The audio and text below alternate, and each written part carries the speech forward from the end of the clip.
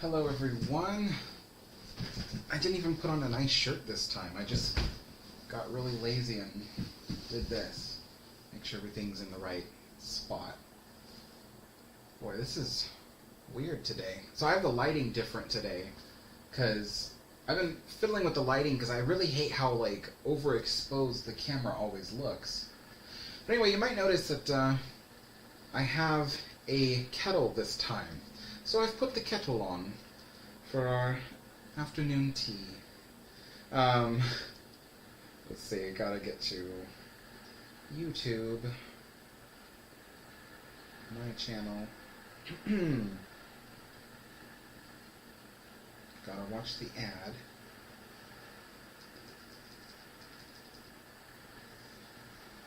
Let's see here. So, how is everybody? Get at it. There we go. There we go. There we go. Let's see. I don't think Kevin's here, but hello, Kevin, anyway, in case you watch this again. Hello, Tyler.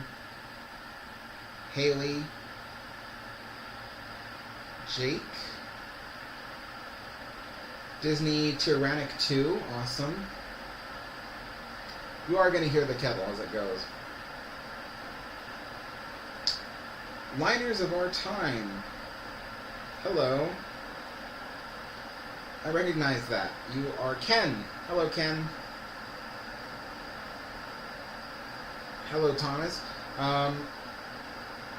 Let's see. Yeah, today we are having Twinings Earl Grey. Let's see here.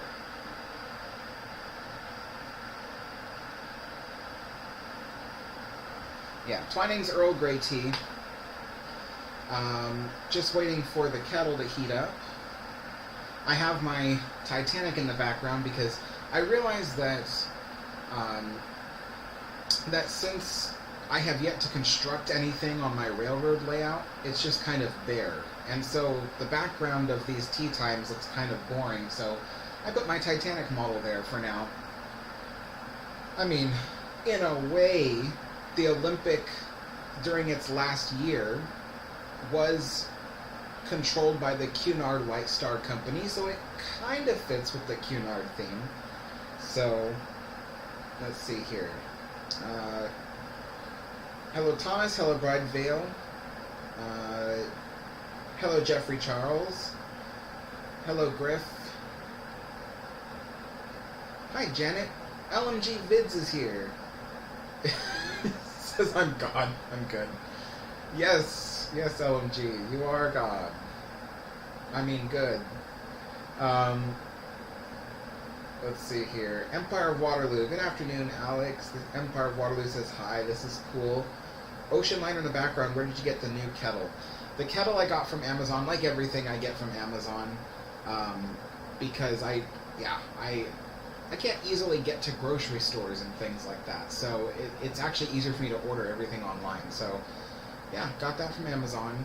I really love it. I tested it out last night too. You have to boil it like once or twice when you first get it, just to make sure it's clean, because you can't immerse it in water, so you can't properly, full on immerse it in the sink and clean it. So you have to boil it to clean it when you first get it, and then from then on you only use it for water. So it's a cool little kettle. I've never had a kettle, like an electric kettle, before, so it's interesting, and it heats up the water really fast.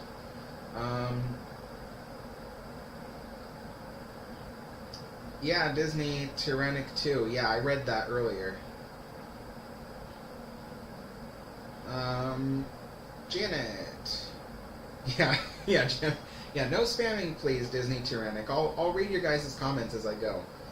I'll see them.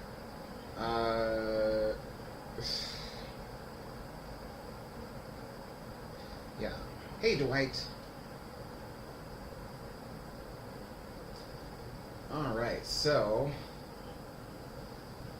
got my little extra water empty cup here.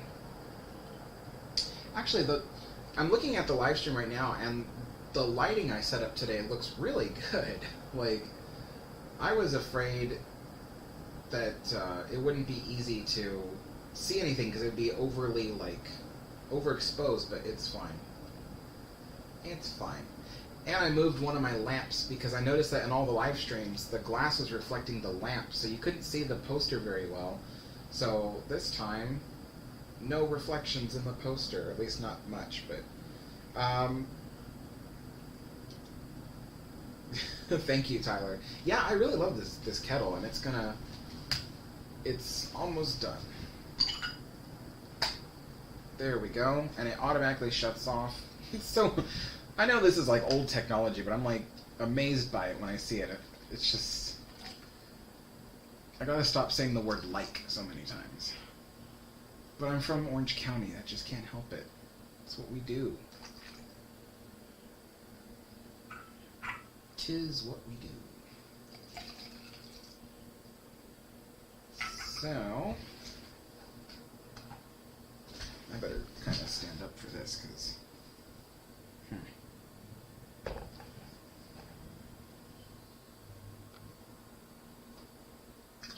Oops. That was a little messy.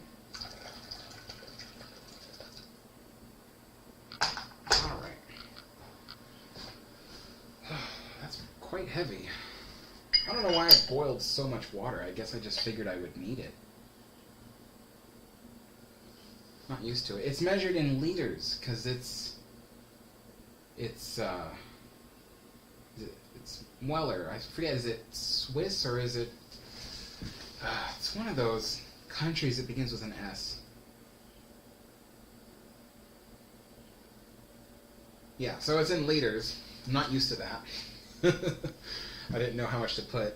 I could have just easily Googled it, but I was too lazy. Alright. Pookie Soji, be careful.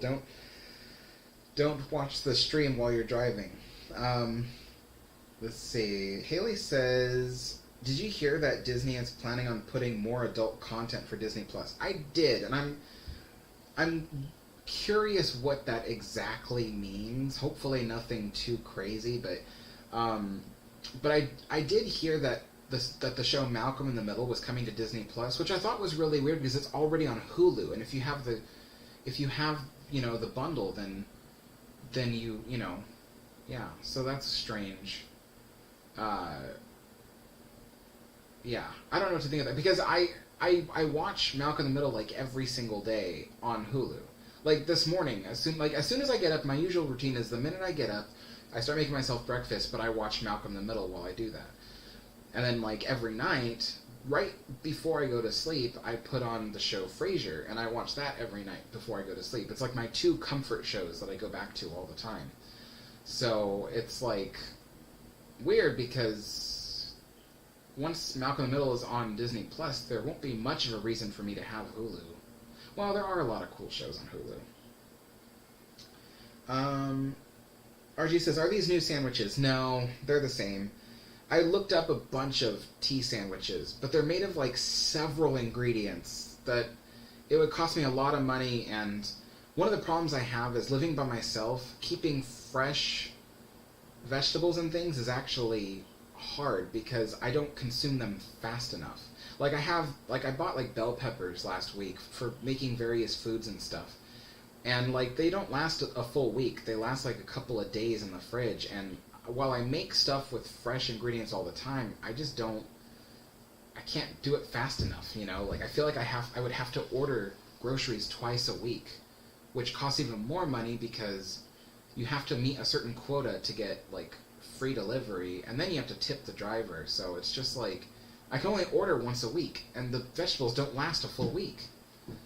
Oh, it's annoying. So yeah, that's why I was kind of like, I don't know if I want to make these other tea sandwiches. There are a lot. There's egg. The egg tea sandwiches are good, but they're time consuming to make because you have to peel the egg and stuff, and yeah. So, and quite frankly, I just love these cucumber sandwiches. I haven't gotten tired of them yet, but let me see. I'm gonna bring this back to a boil because it's time for me to dump out this and put the actual tea in there. Jake says, go metric system. Yeah. You know, I love the metric system, but I'm not used to it, you know? Like, it's... In the United States, no one, except if you're an engineer, maybe, but no one uses metric. Although I will admit, as a chef, I preferred metric in terms of measuring out ingredients. So, like, all my recipes were in grams because measuring by weight is actually a lot more accurate than measuring by anything else. Well, ounces, even ounces are difficult to measure because they're just not precise enough. Alright, so...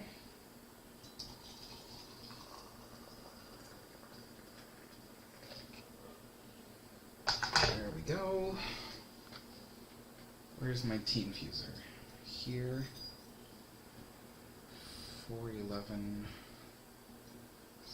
416, yeah, or even 417.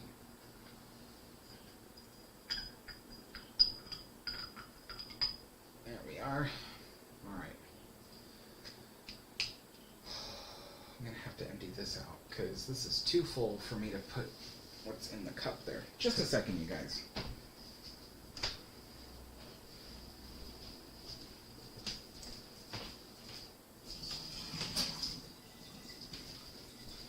It's just funny, like, the little things that... I don't have very many appliances in my house. I do everything almost on the stove and in the oven, because it's cheaper that way. But, yeah, this kettle is one of my first official, just for me, appliances, and that's kind of cool. I also bought a rice cooker because I originally had a rice cooker that I've had for like 10 years. And I loved it, but like a week or two ago, I was using the rice cooker and it just broke. And I eat a lot of rice here. Like, I either have it as white rice for an Asian dish, or I have like some kind of like turmeric rice or something with Indian food, or, you know, or something with Thai food, you know. So it's like I'm always making rice for some reason or another. And rice cookers are also really good for heating up soups that you have. So I always need the rice cooker, so I had to buy that too. The rice cooker I bought is actually pretty nice. Well, it's cheap. It's not like one of those expensive ones that everyone has, but... Alright, let's see what people are saying here.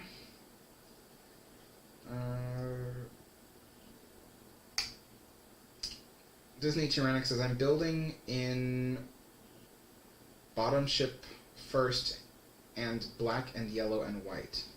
Okay, like Titanic was. Let's see. Charlie says, Alex, what's the reason you throw out the water? So, since this is real China, you actually have to heat it up before you pour boiling water in it. It's not like a modern coffee mug that you buy at the store where you could have it perfectly cold and pour boiling water in it and it'll be fine. China doesn't do that. You have to warm it up or else it'll crack. It'll crack from the shock of boiling water. And it's really cold here where I live, so everything's cold. As soon as I touch it, it's like freezing cold. So the China, what I do is to pre-warm it is at first I pour the hottest tap water I have into both the cup and the teapot. And then I let those acclimate. And then what I do is I boil some water, then I empty out half of each, and then refill, like top it off with boiling water to give it an intermediate temperature. And then for the teapot, I will dump it all out, fill it with boiling water, and then I can put the tea in there. Because, again, like, China will crack. And these are pretty much irreplaceable. They don't make these anymore because they're from Cunard, from the early days, from Queen Mary, Queen Elizabeth, and Sylvania, and various other Cunard ships. So, yeah, I have to be really careful with this stuff. They don't make this stuff anymore. Let's see.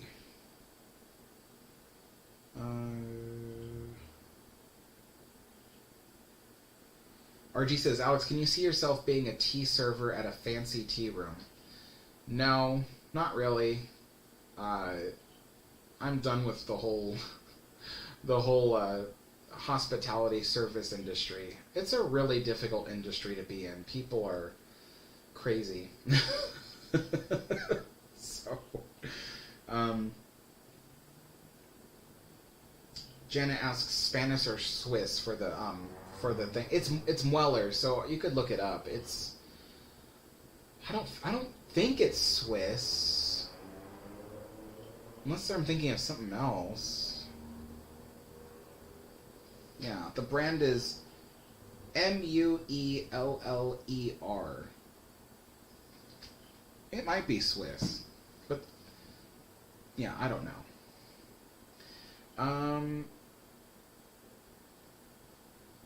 Pookie says, yeah, that's an electric tea kettle. I just bought that. This is my first time using it. Because it's a lot easier than trying to boil the water. Granted, I mean, boiling water isn't difficult. But at least I don't have to get up constantly to go get it. If I want to reheat the water for any reason, I just press the button, it'll turn right on. But it also frees up space too, because if I'm using the pot that I normally use to boil water, then I'd have to empty it out, clean it, wash it, and then put more water in there. So it's nice to not have to use the same pot all the time. So Nostalgia Mountain says, do you have any books you would recommend on Disney history? So yeah, they're all the way on the other side of the apartment. Hold on. I'm going to read them real quick.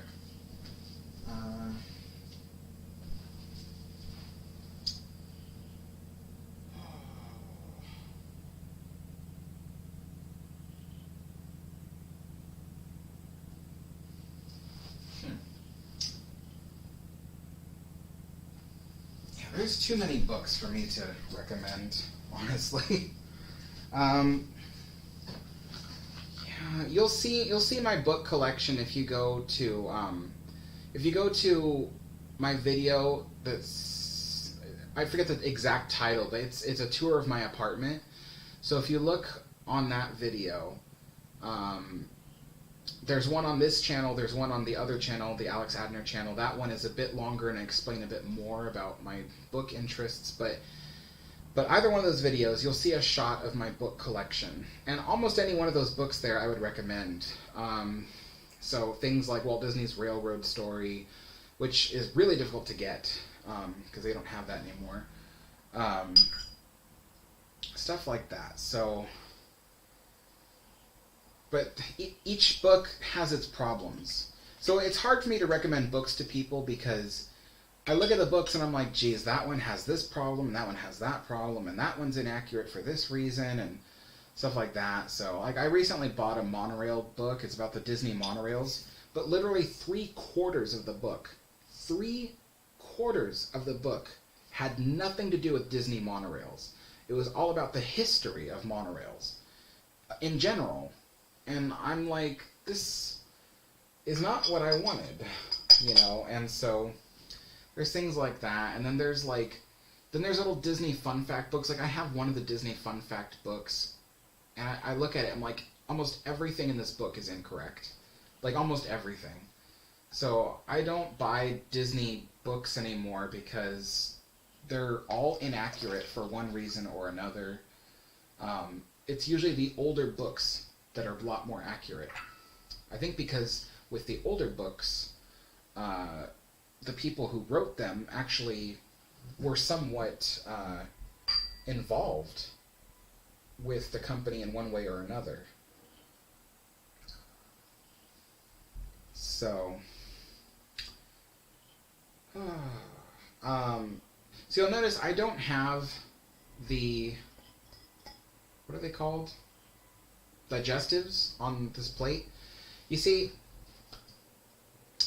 I ordered new ones. They're supposed to arrive today. They have not arrived yet. I also ordered Tim Tams because Jake recommended them. So I bought some dark chocolate Tim Tams because I love dark chocolate. So I bought Tim Tams. Those are supposed to arrive. 2 haven't arrived yet. I was going to order more Scottish shortbread because I was low on it, like very low, almost out. And I thought, this is really expensive. I could make my own easily. I was a pastry chef after all. So what I did was I actually made my own Scottish shortbread. I made it last night so that way I could have some for today. So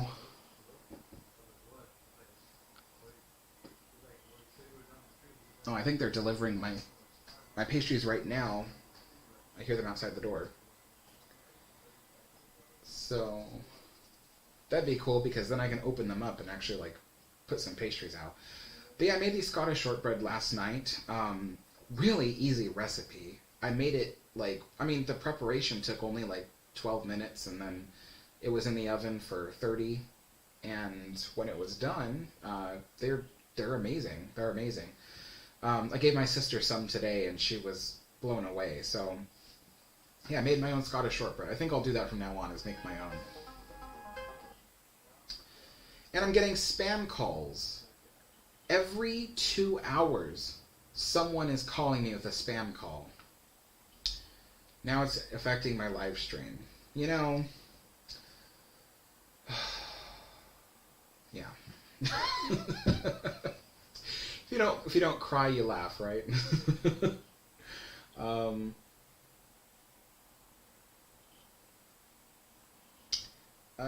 Hello, RMS Queen Mary. RG, they said adult content such as adult movies.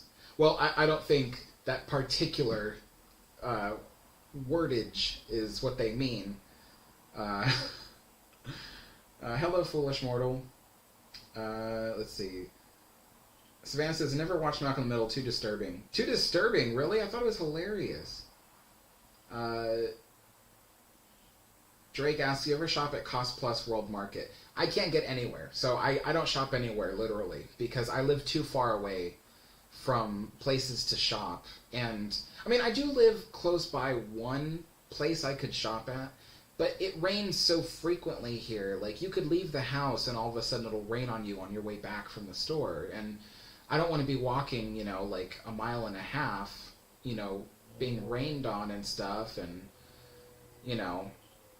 so, and it's very hilly where I live, so you have to walk up this slidey, there's like this wooden walkway that comes up to my apartment building complex, and it's like all wood, and when it's wet, it's so slippery and dangerous, so I don't walk anywhere to go grocery shopping. I live a bit too far from anywhere. I also live too far from the post office, which is why, like, I wish I had a P.O. box for you guys to, like, send messages or whatever. But I can't even get to the post office that frequently. I live kind of like, it's far when you don't have a car. So, let's see. Yeah, Disney Tyrannic. I read that. Bride Vale says, my friend's dad always used to watch the same videos before bed. Call them his bedtime stories. Some things just make us comfortable. Yeah. Yeah, for me, like, certain comedy shows are like comfort for me.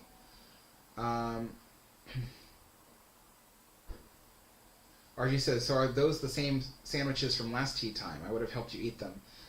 Well, they're not the exact same. They're I made them the same, so they're the same ingredients, same everything. But I did make these fresh, just in case you're wondering.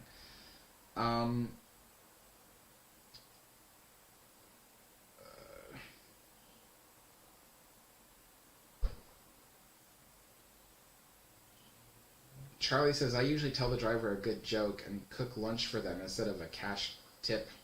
I don't want to be that close with my drivers. Nostalgia Mountain says, for veggies, I would recommend getting Tupperware Fridge Smart Container. The veggies last way longer. That's true, but still, I don't know.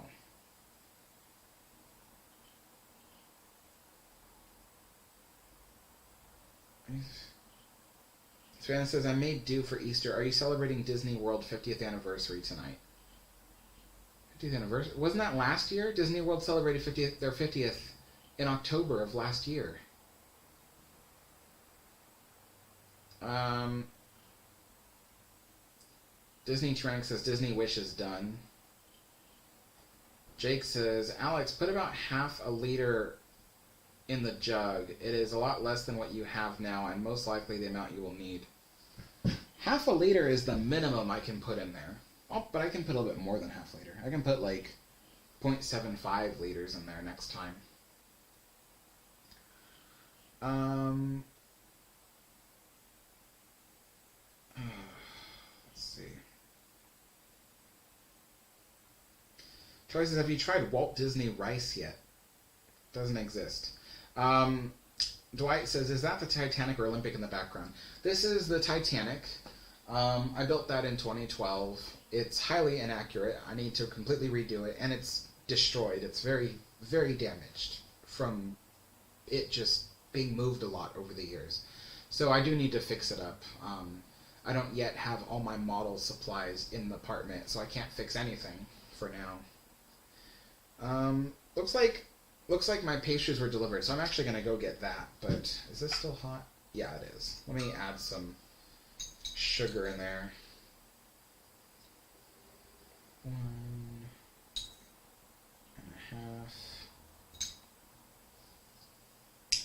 Did I put cream in here? No, I didn't. I forgot to put cream. That's okay. You don't need cream with Earl Grey.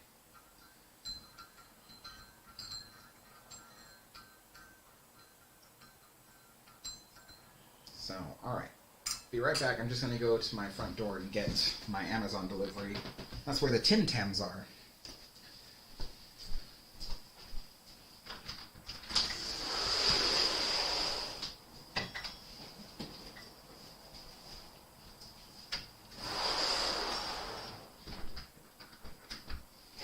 Alright, let's see.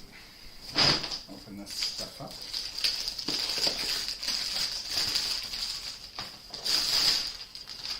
What is this? Oh. I forgot. I ordered something else.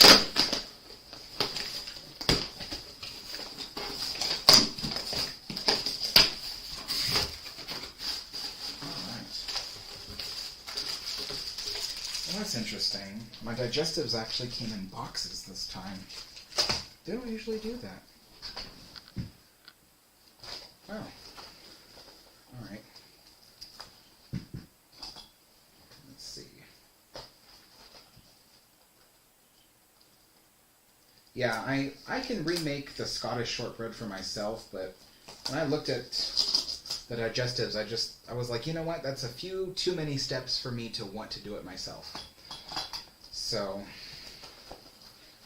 which is weird. You know, it's funny because my sister, she was like, you know, it's weird that you used to be a pastry chef, but now you hate cooking and you hate baking. I'm like, yeah, I know. I'm like, done it for so long that I just actually hate cooking and baking. Alright, that's there. So this is the box that comes in, the digestives. Let's see. Yeah. I'll open the package now, because I do want some digestives with this. White packaging this time. That's so weird. The last ones I got were not in boxes, and they... Yeah, McVitie's. So same brand. Let's see. Let's see. I'm trying to read everybody's comments. No, I can't hold this up.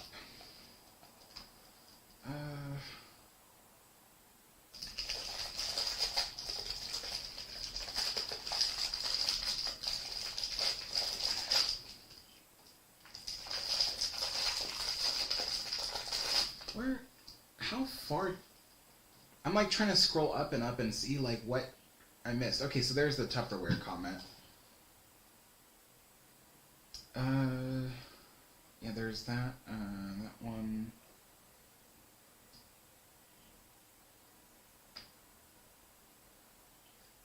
Charlie asks, what does China mean is made from Chinese materials in China? So, originally, China was a type of porcelain that was made in China. So that's why they called it China. But actually, You can acquire similar types of porcelain, and then a company can make it and reproduce it, and it's technically still China. So there's a difference between something that's porcelain and something that's China. China's finer, it's more expensive to acquire.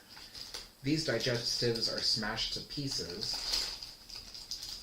Oh my lord. Well, why waste, right? They're like all crumbs covered in everything because they're smashed to pieces. Wonderful. Yeah, so that's what China means. I'll have to put that like in a Ziploc bag or something later so it doesn't get stale. The Tim Tams are here. I got the dark chocolate ones, so I'll be trying those.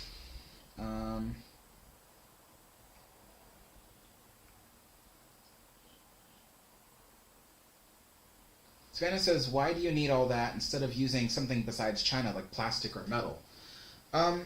So you can. That's really up to your own point of view, like if you just want to use something that's plastic or metal. That's up to everybody, but the reason why I have this is because this was used on the Queen Mary and Queen Elizabeth ships. These two ships from Cunard. You know, the Queen Elizabeth no longer exists. The Queen Mary is in Long Beach, you know, but this is, you know, like vintage stuff. So I like the idea that every time I have, you know, tea time and stuff like that, I can almost feel like I'm on the Queen Mary or something, you know, while it's out at sea and I'm enjoying tea service on it. Because they used to do afternoon tea every single day on the Queen Mary. So that's why. I didn't specifically just go, oh, I have to have China. In fact, I probably would have never done this if I hadn't found this tea set from the Queen Mary. So this is really just, you know, my own personal taste. Yeah,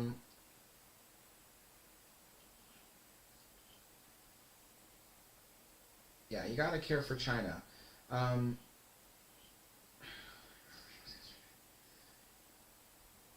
No, I didn't know Mickey's Toontown was closed yesterday, but yes, I do know that it'll be closed for a year.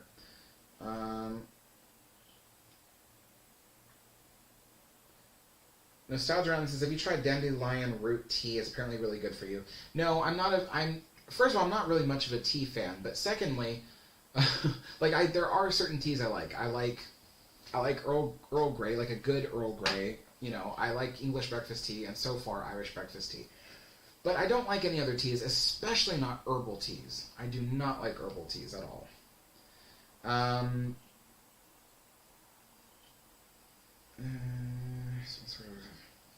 Manny says, do you think there is some sort of cult personality regarding Disney? Of course. It's a huge cult personality. It's unfortunate, but that's how people are, actually, with a lot of things. They become kind of cultish. Not everything, but Disney, yeah. Wow, these look really good. They're like, yeah, they're really, you know, quite hefty looking. There we go. 2 of each. All right. Time to try one of these Tim Tams. It's probably going to be super chocolatey and get all over.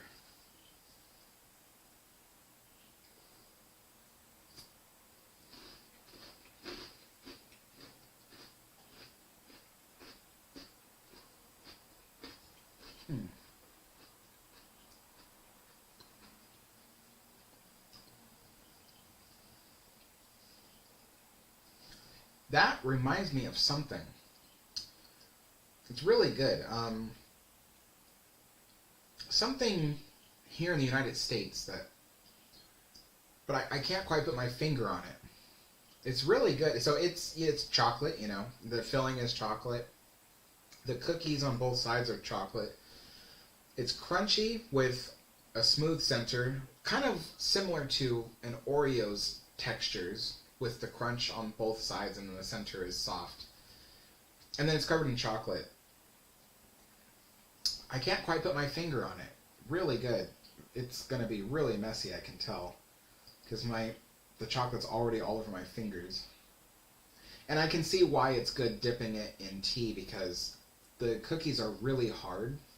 So by soaking them in tea, they kind of soften up a bit. Mm-hmm. Yeah, that is definitely really good.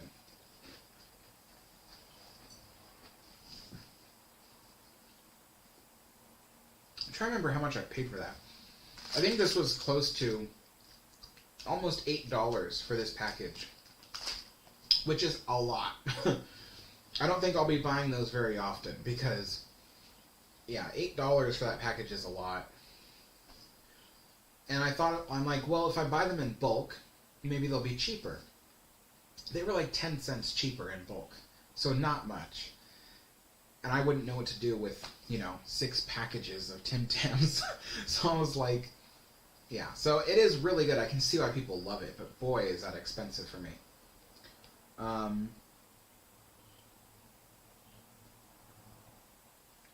right. Oh, thanks, Jake, for linking the books and house tour. Tyler asks, "Do you watch anime?" It's fine if you don't. I was just asking. I don't watch anime. Like, I can't say I watch anime. I have seen a lot of different anime things in the past, but I'm not I don't avidly search out anime.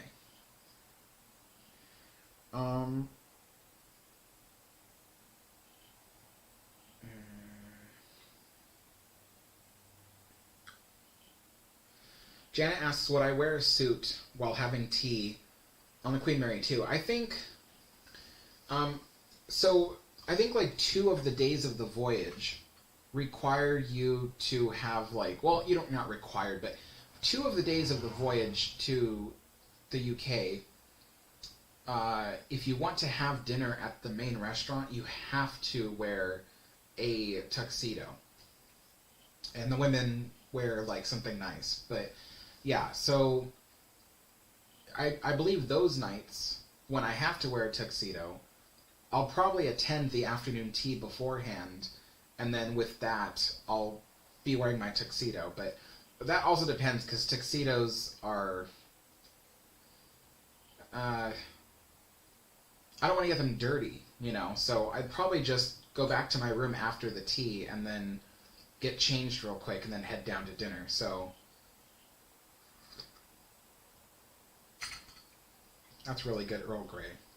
Like I said, I think the first time I ever had Earl Grey is this cheap American company put them in tea bags and stuff, and it tasted so gross, and I was like, alright, this is fine. But this is nothing. This Earl Grey is nothing like that. It's so much better. I love this.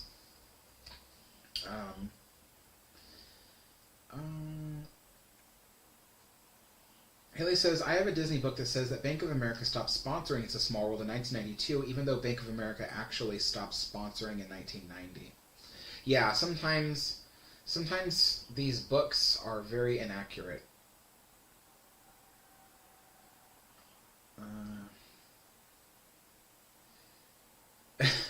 No, they're not. So these calls I get, these spam calls, are automated. So it'd be hard to prank them.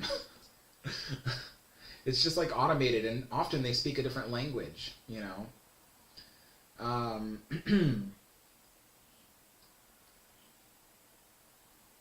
Bridevale says, "Do the news anchor prank to the callers. Been seeing them around on the internet." Charlie asks, "Does it rain every day here?" No, but during the winter it can. So it rains very often here. On a normal year, it'll rain just about at least a few times a month at the very least, even during summer and fall and stuff like that. But I think at its wettest, it'll rain every week, even in summer, something like that. But during winter, it could rain every day during winter. And then it snows and stuff like that. So last winter it was, well, we're still almost in spring, but a couple weeks ago, it was snowing It didn't stick to the ground, but it was snowing, which is pretty cool. And then we've been having freezing rain lately too, so and hail as well. So we've been having that. Yeah. Yep. Savannah says, Alex, you can create a P.O. box. There's a do-it-yourself guide on Google. Yeah, but I couldn't check it. Like, I'd have to go to the post office and get one, like, to get stuff from it. You know what I mean? And then someone else said, like, oh, you could put one outside your door. And I'm like, there's no room outside my door. Like, right outside my door is literally the stairs to go down. And I can't block the stairs. So there's no place for me to put, like, even a homemade P.O. box outside my apartment. So yeah, I can't do it. I'd have to go to the post office. Yeah.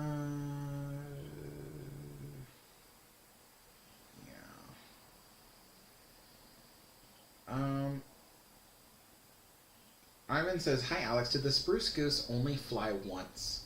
Yeah, I was doing research on it to double check, but yeah, it only flew once in 1947, and it was a complete surprise because nobody expected Howard Hughes to fly the spruce goose. He was just going to taxi around the harbor, and then all of a sudden on his last taxi run, he decided to pull up on the yoke, and then the plane flew, and it flew for a mile.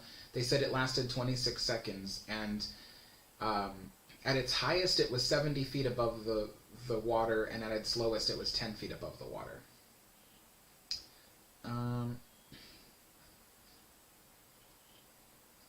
SB says, what kind of tea today? Earl Grey. Thanks, Jake, for answering that. Yeah, thank you, Jake, for the moderation you're doing, because, yeah, sometimes. Nostalgic Mountain says, I have a piece of coal from the wreckage of Titanic. I got it from eBay. It's very small. Piece broke off of a larger piece. Oh, okay. I wanted to get one like that, too, from eBay. It's really cheap to get it, but, Alright, so I'm going to have one of my Scottish shortbreads that I made last night. I'm really excited about this because I won't have to buy them now since they're so expensive. I can just make them.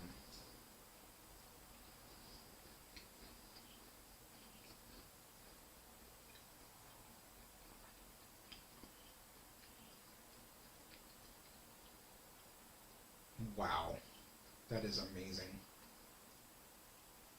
It's so simple too. It's one of the simplest recipes ever. It's flour, sugar, salt, and butter. That's it. The only four ingredients. No vanilla, no nothing. Flour, sugar, salt, and butter. Unbelievable. Yeah. But the only thing, though, is that to make a 9-inch by 9-inch square pan of it, it was a half pound of butter. So you can see why every 2 days I only have 2 of these. I don't have like a bunch of them because I know they're made of a ton of butter and stuff and lots of sugar. So not necessary for me to eat that much. But believe me, if I was a teenager, I would have probably eaten the entire thing by the end of tonight.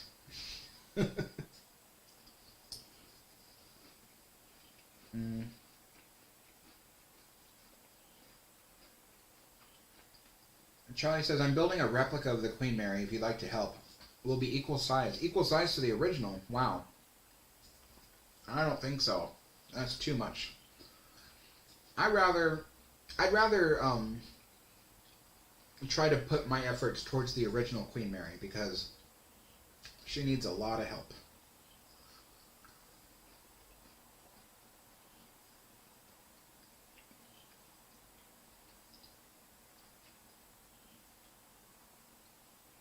Boy, I'm really behind on these.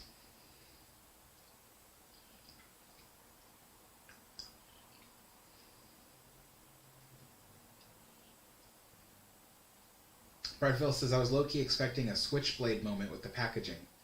What do you mean?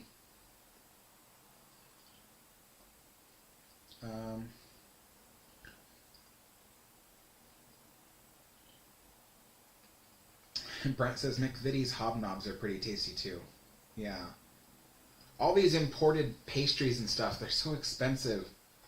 They're cheap where you guys live, but here it's like... It's like 3 times as expensive.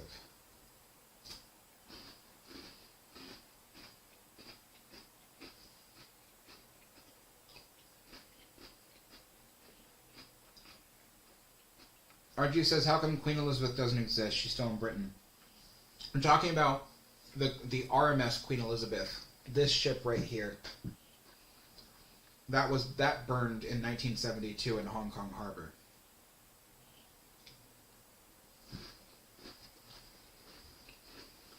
Now, Her Majesty Queen Elizabeth, yeah, she still lives in England. But not the ship.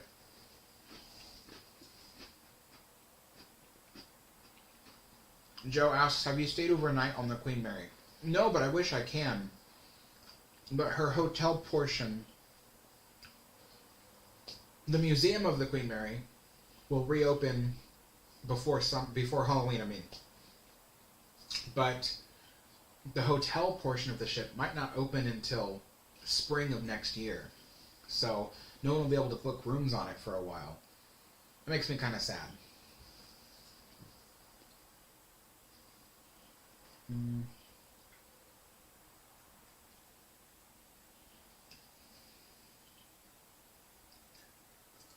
Charlie, so the reason why Jake is doing that stuff is because I asked him to. I made him a moderator so that way he can help me to manage the comments that are happening in my chat, because I can't do it from here all the time. So if he's deleting comments, it's because I asked him to delete certain comments. So some people, what they like to do on my chat is they'll write a comment, and then if I don't respond fast enough, they'll write the comment again, and then they'll write it again, and they'll write it again, and they'll write it again.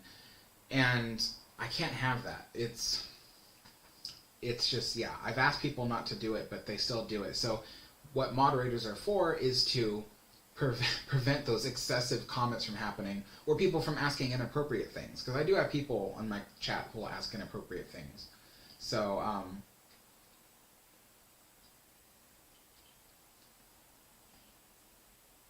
Savannah says, why not 3 of each like the sandwiches? Too much sugar, that's why. That's why. The sandwich was all part of one sandwich, so I cut it into 3. But the cookies and things, I don't want to have too much sugar. Oh, great. I got crumbs all over myself.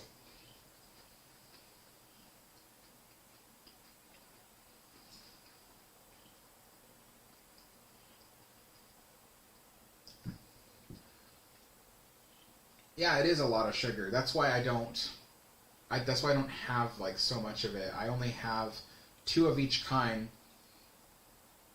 and then a sandwich. And this is really the only sugar I'll have all day, to be honest. I don't have anything sugary for breakfast. I don't have anything sugary for dinner. There might be carbohydrates for dinner, which do become sugar in your body, but other than that, I don't actually have like that much sugar throughout the day. This is the most of it, and I only do this every 2 days.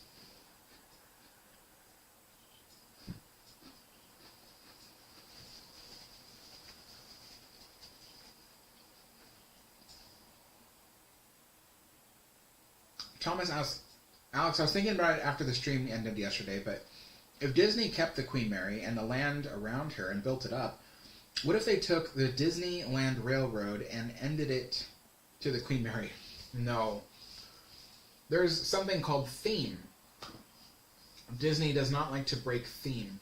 So, when it comes to the Disneyland Railroad, it's themed to the Victorian era, and it's a magic railroad. It time travels, so it does go to Tomorrowland, but aside from that, it shouldn't leave the Magic Kingdom. So they would never build the Disneyland Railroad to go all the way out to Long Beach. Because, first of all, expensive amount of fuel. The Disneyland Railroad consumes a lot of fuel, but also that it wouldn't fit the theme. So they did consider building a monorail, though, that would go from the Disneyland Resort to Long Beach. But that was quickly shot down because it was too expensive.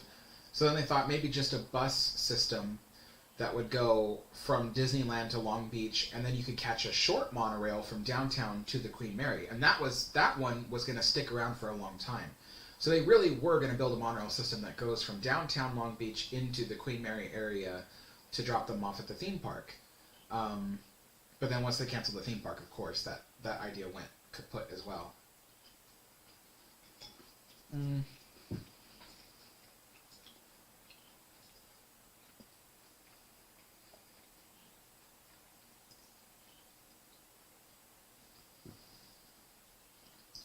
Jake asks, how did it taste, the Tim Tams?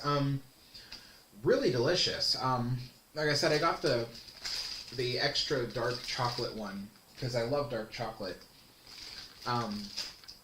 Really delicious. It reminds me of a double chocolate Oreo that's covered in chocolate. Except that Oreo has a very specific flavor, but it reminds me of that. So, but yeah, it was really delicious. I can see why people love those. I loved it too. And maybe occasionally I'll buy a new package of it, but I those were so expensive I can't buy them constantly. So, Savannah asks how hard are they? Not hard at all. They're they're just like an Oreo where you bite into one. So it's I would say the same textures. 2 cookies with a little cream in the center, and the cream in this one is chocolate. But yeah, it's not hard at all. It's like biting into an Oreo that's just covered in chocolate. So very nice. And then of course you dip it in tea to make it softer. So Savannah asks, well, I make Tim Tams myself to save money. Not really, because that takes a lot of time. So you have to make the cookies, you have to make the filling, you have to do the melt the chocolate, bring it up to temp. So it's a lot of work, and I already have a lot to do every day. Like, I spend most of my day editing videos and doing research on new videos. So I can't put too much time into baking and stuff. Although this weekend I will be making my sister a birthday cake. I haven't made a fancy cake since culinary school because I don't like making cakes. But yeah, so she wants kind of like a kind of a fancy cake, and I told her I'd do that. So I think what I'll do is I'll film myself making the cake. Only because it's again the fanciest cake I've ever made since culinary school. So I'm gonna try to film it just for posterity and stuff like that. I'll probably put it up on YouTube, maybe the Alex Hatner channel or something.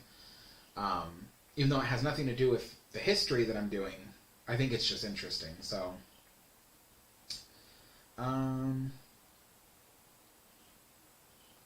William asks, have I tried rich tea biscuits? No.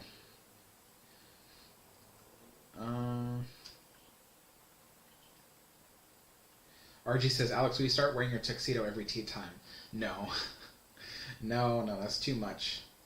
I don't have a tuxedo anyway. I'd have to buy one, and tuxedos are expensive.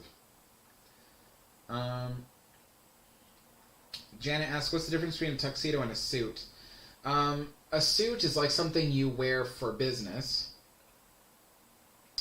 Usually suits are various colors. You know, the most common colors are like a navy blue for the blazer, and then a matching pair of pants. In the U.S. we call them slacks, or yeah, I'm trying to think, because we also use the term trousers too, but in the UK I think trousers means underwear. But a matching pair of slacks that goes with it. Slacks are very specific though, so technically in the US the only thing I can think of is trousers, but pants, essentially.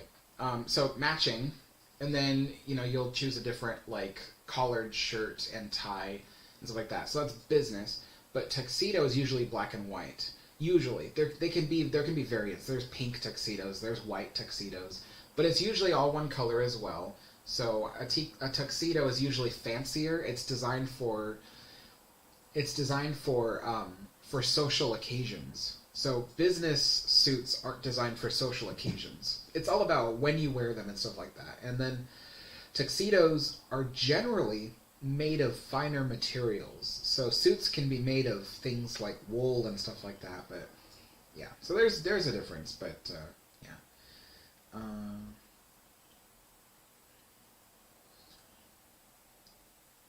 uh,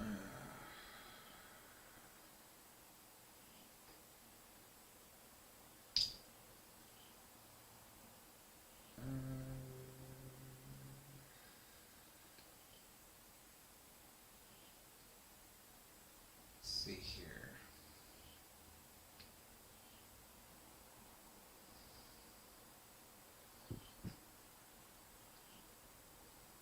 Um,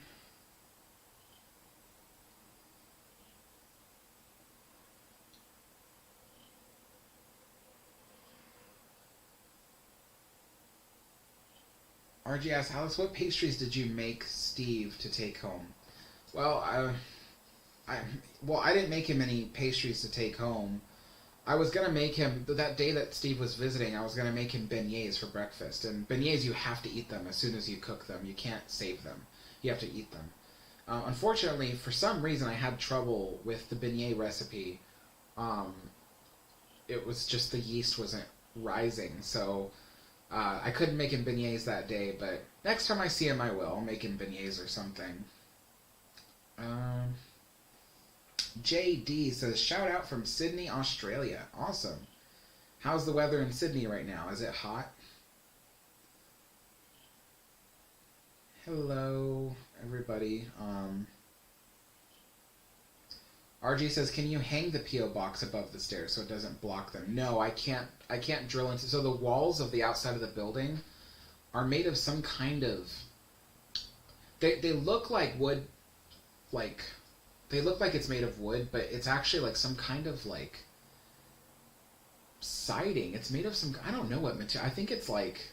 It looks to me. The material looks like fiberglass. But it's designed so that way the weather doesn't affect the building. Because the weather here it's constantly wet and humid and cold. So moss grows on everything here. Even during summer, everything's covered in moss. So the buildings, you can't drill into them. So like that. I live in a luxury complex, even though it's not that expensive. But yeah, they're very strict on how their buildings look. So.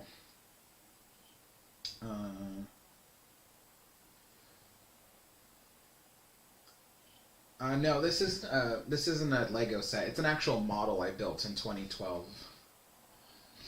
Um, Evan asks, "Do you have any Queen Mary models?" No, I wish I did. So I'm looking for a Queen Mary model that is the same scale as Titanic, so 1/350th scale.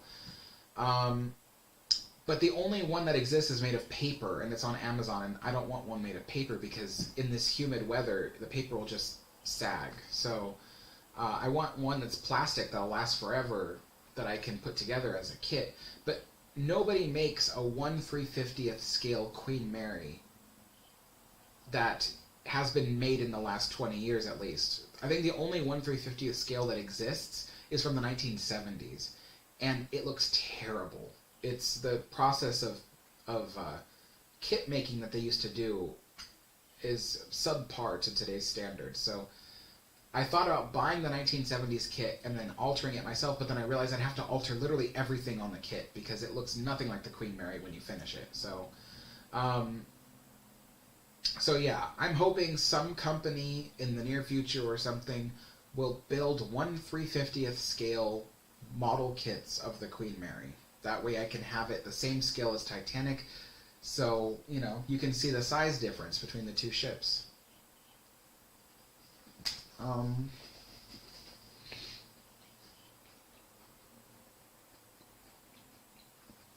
Brideville says, have you seen the movie Aviator with Leonardo DiCaprio? Yes, I have. It's one of my favorite movies. Well, I shouldn't say favorite. That's a little bit much, but I do really enjoy that movie. Seen it many times. I think I have it on DVD, in fact. Somewhere. Hey, Fox Starline, how you doing?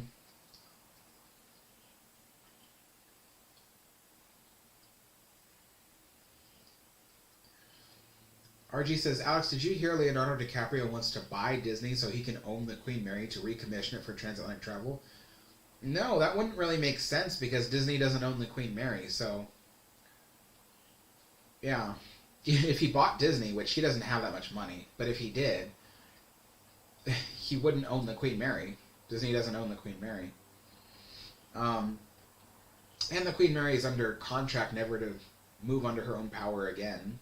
She's also too old to do transatlantic travel because she's made of rivets.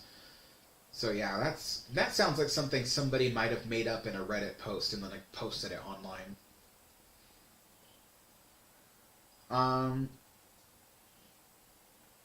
Broadvale says flipping out the switchblade and opening the package.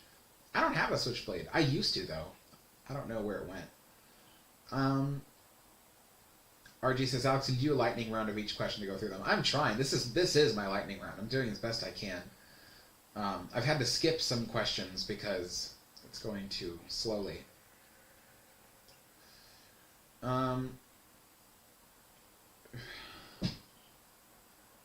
That pigeon guy says, I built a replica of Titanic and the Queen Mary. Awesome. I wish I could do that. I don't have the skills to do that. MD says, Alex, the local news reported yesterday there's a nice community of homeless people and drifters who live on the Queen Mary now. No, that's not true. Whoever reported that, they're lying. That's not true. So,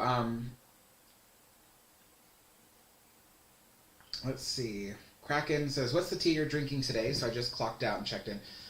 This is Earl Grey. I'm going to refill it because it's still hot. Yeah, if I don't drink the tea fast enough, it'll just get cold. So, let's see.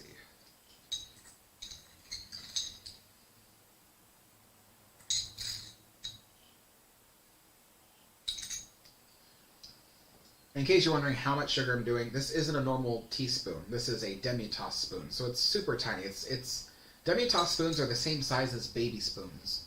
The kind of spoons you use to like feed your baby, baby food. So they're very tiny. I only put 1.5 for my teacup. Because believe me, I already know this is sugary enough. I haven't even started on my sandwich yet.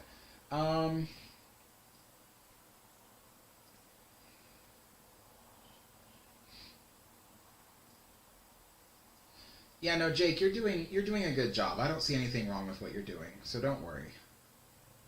I would have said something if I thought there was something wrong. Yeah, Chapek is breaking theme at Walt Disney World. Alex, have you ever thought about doing a video about Freedom Land in the Bronx and the connection with Walt and some of the people that live? No, I'm not a theme park fan, so I don't want to do stuff on theme parks. Not unless there's something really, really interesting about it that strikes my interest. But I've heard of Freedom Land, and I know the connection. I read all about it, but it doesn't spark my interest. MD says, Alex, did you hear about the Tim Tams from me during the last tea time? I think it was actually from Jake I heard the Tim Tams from. Aaron says, I bought some Walker shortbread. I remember the Disneyland brand too. Yeah, but Disneyland did good shortbread. Yeah, I made my own shortbread because it was too expensive for me to buy the Walkers. My sister today, I gave her some, and she was like, "This is better than the Walkers brand."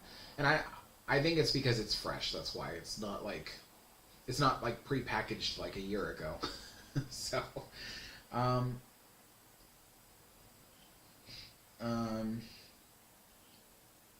Savannah says,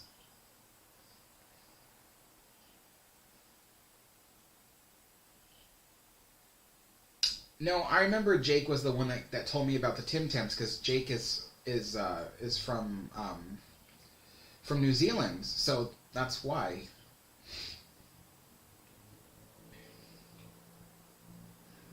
Um, Savannah says, Alex, did you hear about the Queen Mary anniversary plans? I haven't heard any. No. I haven't heard of any.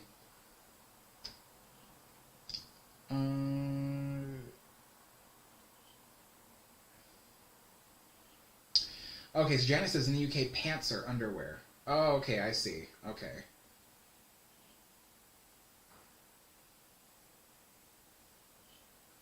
Yeah, and yeah, trousers in the US is a type of underwear.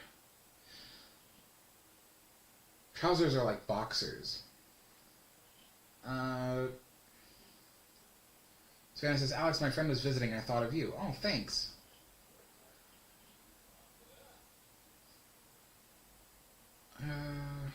Haley says, I personally think the best decade for Disneyland and Walt Disney World was the 1970s.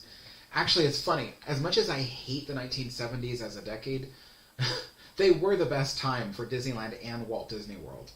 Disneyland and Walt Disney World both had, like, the best of everything that they've had so far in the 1970s. And Disneyland especially, because they had all the most amazing rides at that time. Yeah, so it's funny. Yeah, I don't even like the 1970s as a decade, but that was the best time for Disneyland. Um,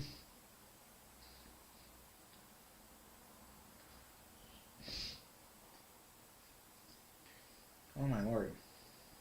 Everyone is going crazy. Everyone, I know I heard it from Jake. I know I heard it from Jake. I'm telling you. Even if MD said it in the chat, I wasn't responding to MD. I was responding to Jake. So I know the Tim Tams. He told me about the Tim Tams, and I was having a conversation about them. So everyone's arguing about Tim Tams. Oh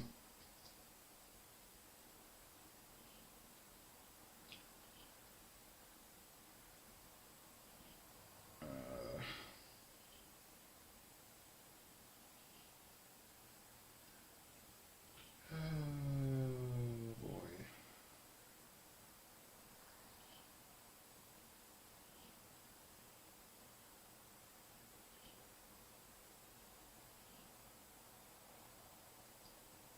Let's see. Sorry, I'm going through the messages.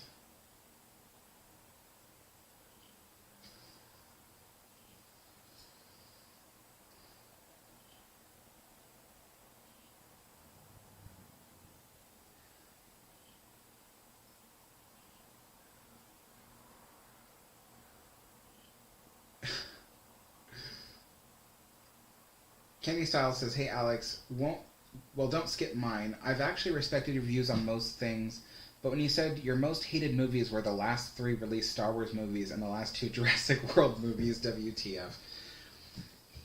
You know, my taste in movies, I need something that makes me think, that challenges my perception of things.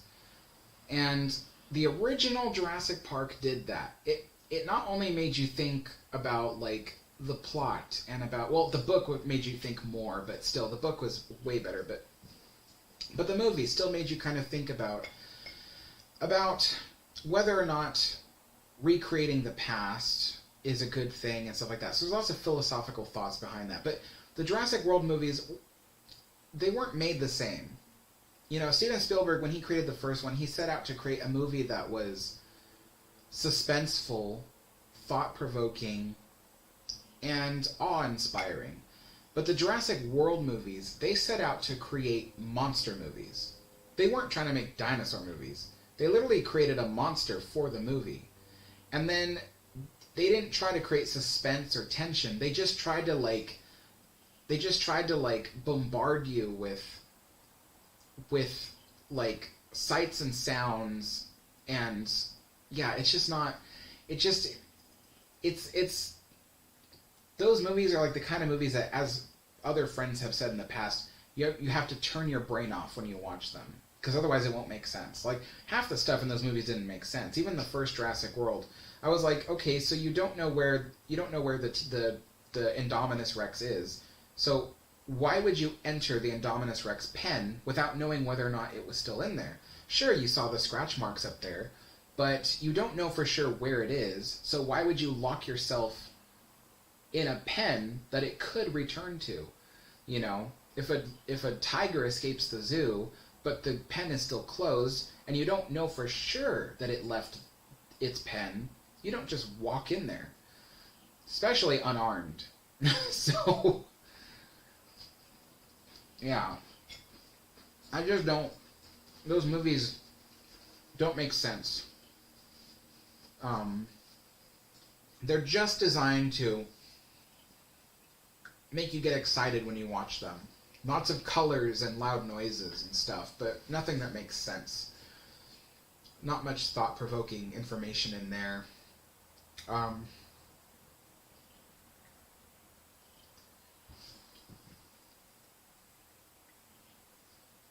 oh, is Mike Morin leaving? Oh, okay. Have a good night, Mike.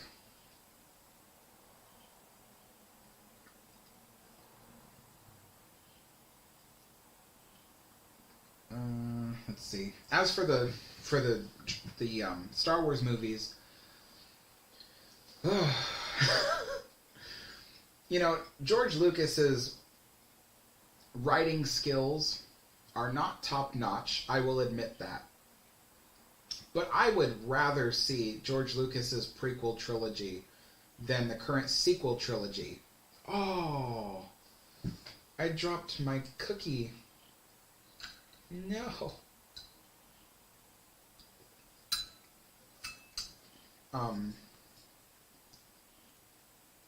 Yeah.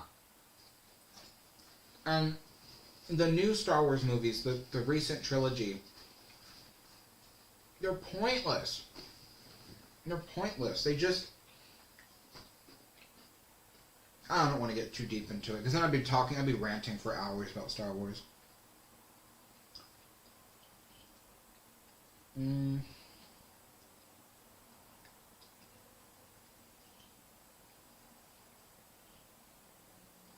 Okay.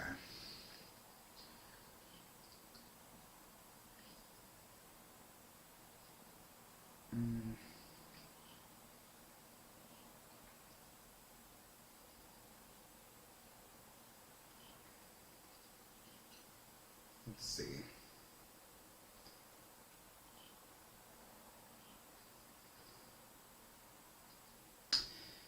Alex asks, wasn't Jurassic Park more about the history and environments? Like the history of dinosaurs? Yeah, kind of. Like they talked a lot about dinosaurs and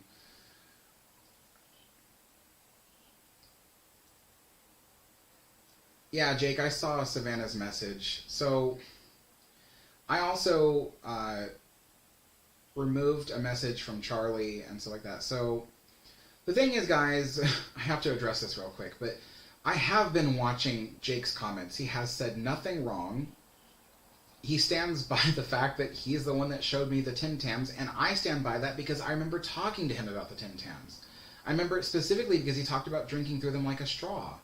So, you know, so it's just like, and, you know, so yeah, that's why. And so, and everyone else is getting upset that, you know, MD told me about the Tim Tams. Maybe MD said it in the chat, but I don't recall reading a comment from MD about it.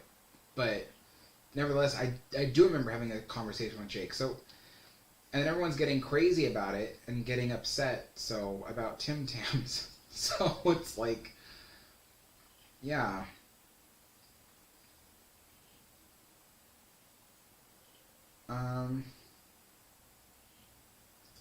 Almost Queen Mary asks, what's Italian Art Deco?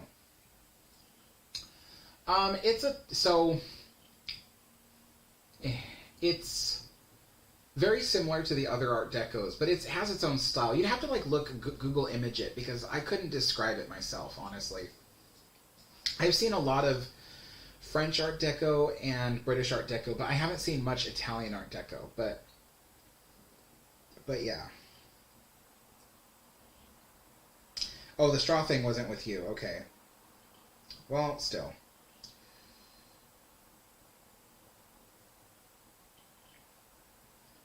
Bride Bell says it's a very passionate topic. Yeah, it is.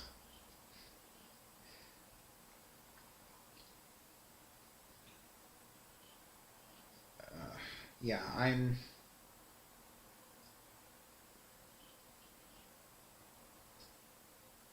yeah. Let's not talk. Let's not argue about the Tim Tams anymore.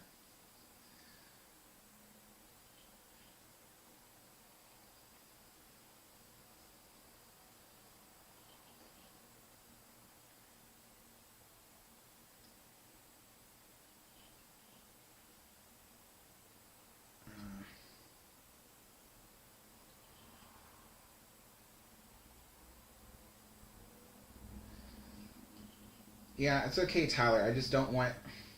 What I don't want is to make a bunch of people moderators just that way they can delete a bunch of other people's comments. So,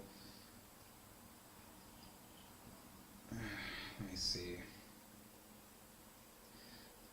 I can't see all the comments on this little tiny screen.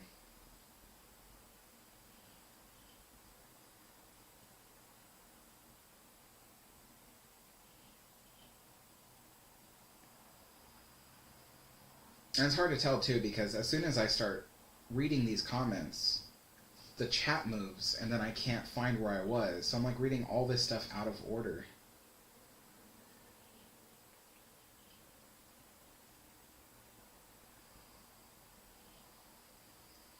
Yeah, exactly, Rand. Let's move on. Let's not talk about Tim Tams anymore. Um, all right, so what was the thing that... There was something I was going to tell you guys about. Oh, so the Queen Mary. So I know I'm supposed to make a new video about that, the update on it. Because a lot of people were asking, what happened on March 4th? Did people go to the meetup and stuff like that? And I don't know. So I think Mary Rower from QMI, who I usually talk to about all this information, I think she's currently visiting family, so I don't want to bother her at the moment and be like, hey, can you give me an update on this? But I think I will just send her a quick message on Facebook and say hey, what have you heard about the Queen Mary? And yeah, so but in terms of my next Disney video, so actually that's a good question. So the Disney video, I was working today on re-recording the narration for my Walt Disney World monorail video, because I did make one before and it of course I had to take it down due to copyright issues, but I re-recorded the narration so it's a lot cleaner and crisper, and also I shortened the script a little bit so it's not 22 minutes long. But yeah, so I did that. So I recorded that today, and then tonight I'm going to try to quickly edit it back into the original video, and then tomorrow I will post that. And then after that, I'll be working on some other videos, like the Spruce Goose, Johann von Oldenbarnevelt, and the what's it called? The Benson Hotel. So those are some other history videos I'm working on. So not just ocean liner stuff. You got some stuff there on, the Spruce Goose and a hotel. And then I'm also going to work on a video about the Disneyland Rivers of America with the Mark Twain Riverboat and the sailing ship Columbia. So that will be closer to the end of the month. So I got a lot of videos that are on my plate right now.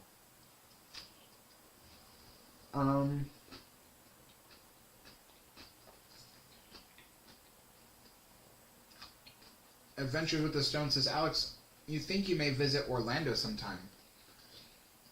I originally had plans to visit it this year, but due to the fact that I just don't have enough money, and then I couldn't do it. So, and then I can't visit next year because I'm saving up next year to take a transatlantic crossing on the Queen Mary 2 all the way to the UK with my friend Chris. So I can't go next year either. Unless I have a lot of money for some reason, um, then I can do that. But because I want to go to Disney World and see the 50th anniversary stuff before it goes away. But yeah, it'll have to wait till like 2024, honestly. At this rate. mm.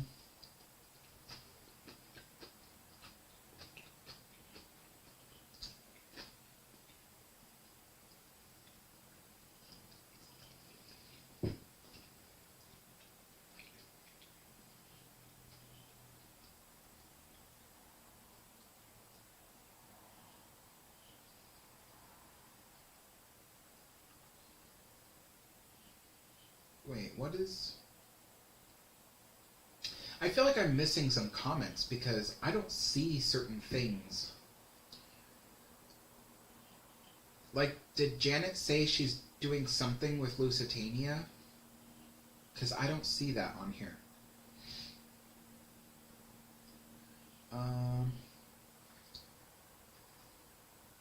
Bridevale says, is the decking on the Queen Mary still solid, or is it starting to age at all?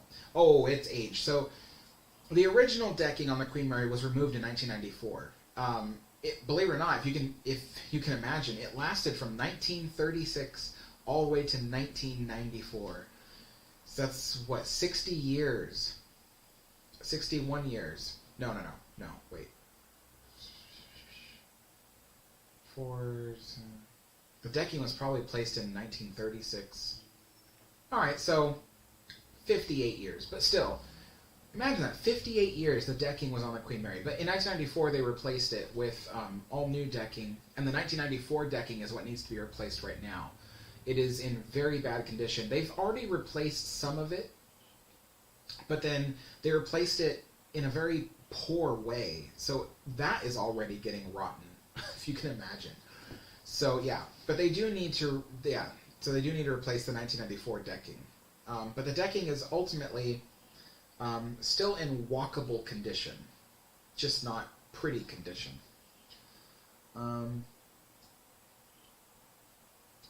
Yeah, lots of videos coming.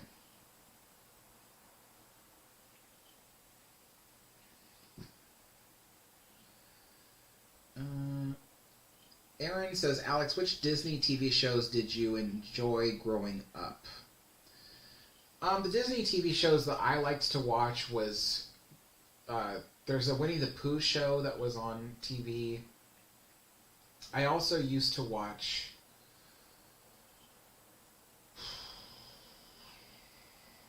Darkwing Duck.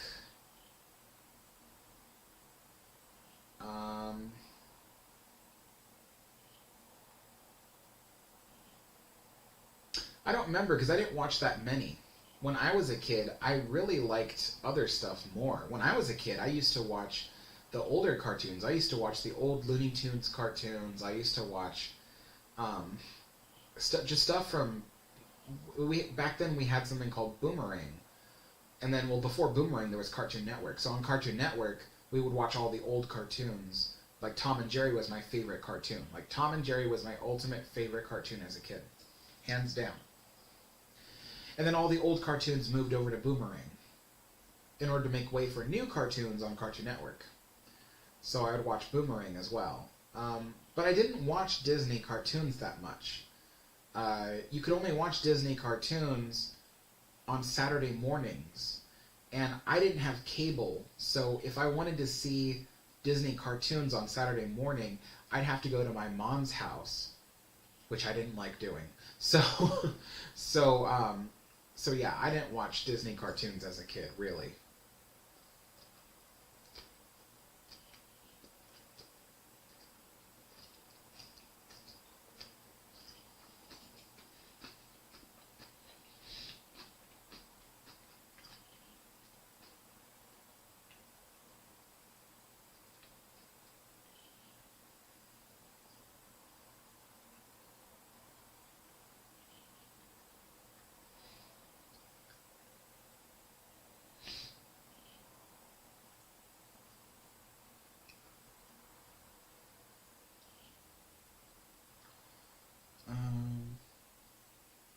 Oh, I see, Janet. You're writing a book that involves the sinking of Lusitania. Okay.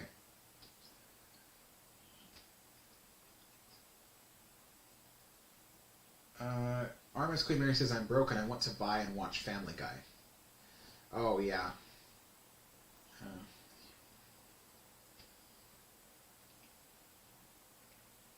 Janet says, I felt it. Yeah, okay.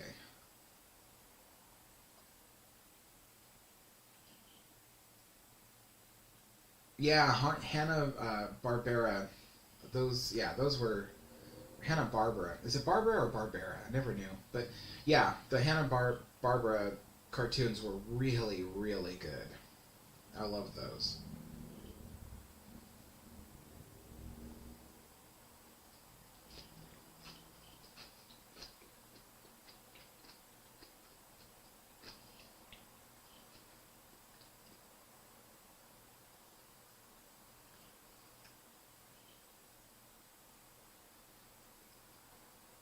Yeah. Yeah, so I didn't watch Disney cartoons that much as a kid.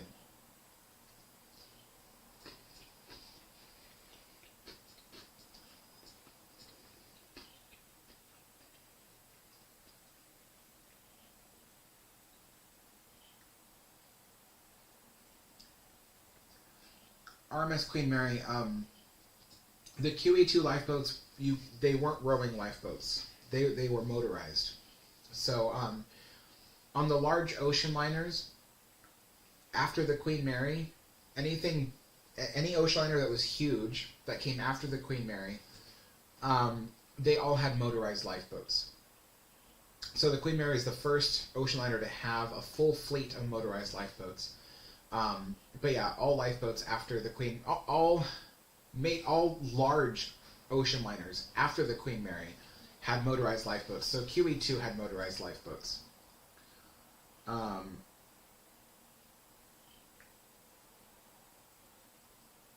Jake Goodwin says, Alex, what's your favorite room on Mauritania? I would have to say, so far my favorite room is the garden lounge. The garden lounge looks really great. I could see myself having tea there. So I actually do like the garden lounge. I also I like their dining room, but no, there's something I like more. Is it the drawing room that I like more?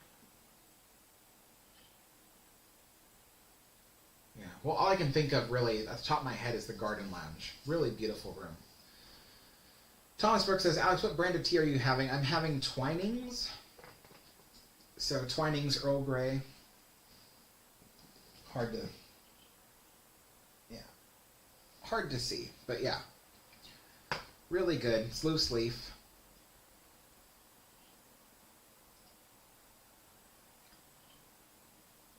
Haley says, what were your thoughts on Disney's Afternoon Avenue at Disneyland?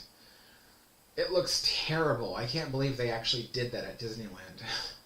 It's absolutely awful. But that's what things were like in the 80s and 90s.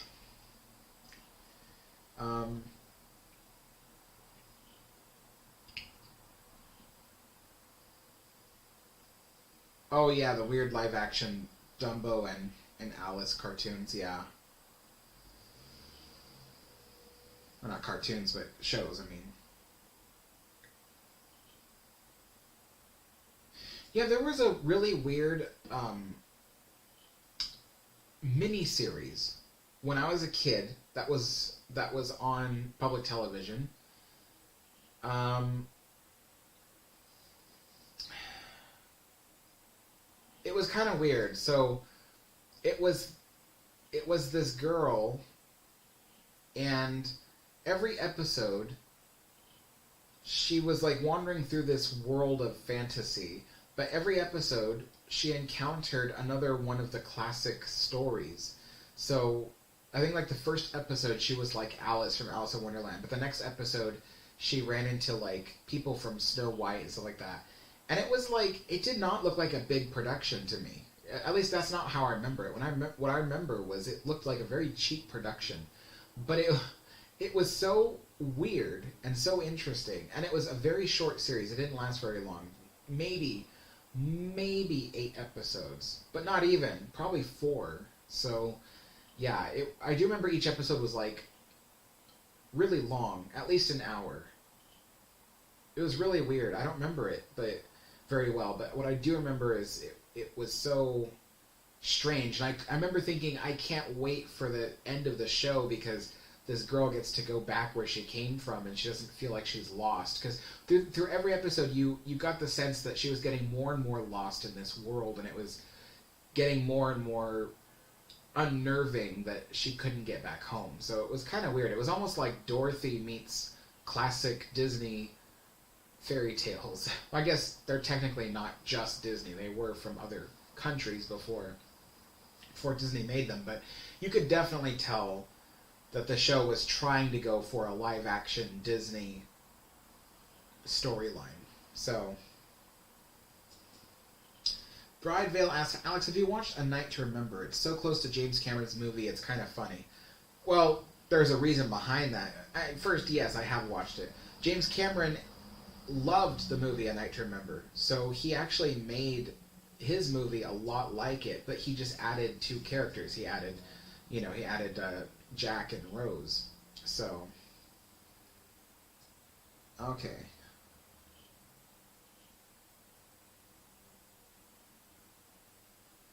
Haley says, I also didn't like how they rethemed the motorboat cruise in Autopia during Disney Afternoon Avenue. Yeah, me neither.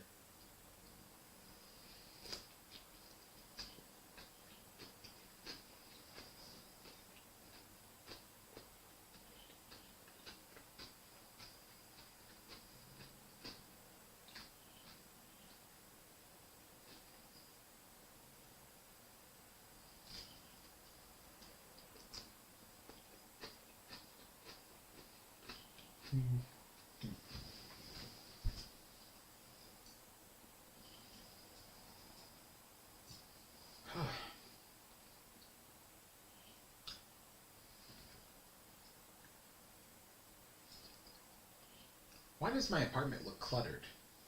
I feel like I'm constantly keeping up after it, but then... Oh, I know why. It's because I got a lot of Amazon stuff last 2 days. Tyler says, my favorite cartoon in the world is Sonic. I think I've only seen a few episodes of Sonic. It wasn't really my thing. Jake Goodwin asks, Alex, favorite room on RMS Queen Elizabeth and the QE2? I don't know any on the QE2.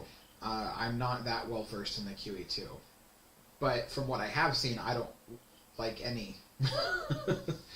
QE2 is not my kind of ocean liner. But the original Queen Elizabeth, my favorite room would be the lounge, the main lounge. Yeah. Matthew Mahoney says, what happened to QE2's lifeboats? I actually don't know. I never looked into it. Maybe they were scrapped? No, I think they were sold, actually. I feel like I saw an article where a guy in the UK converted one of the QE2 lifeboats into a miniature houseboat.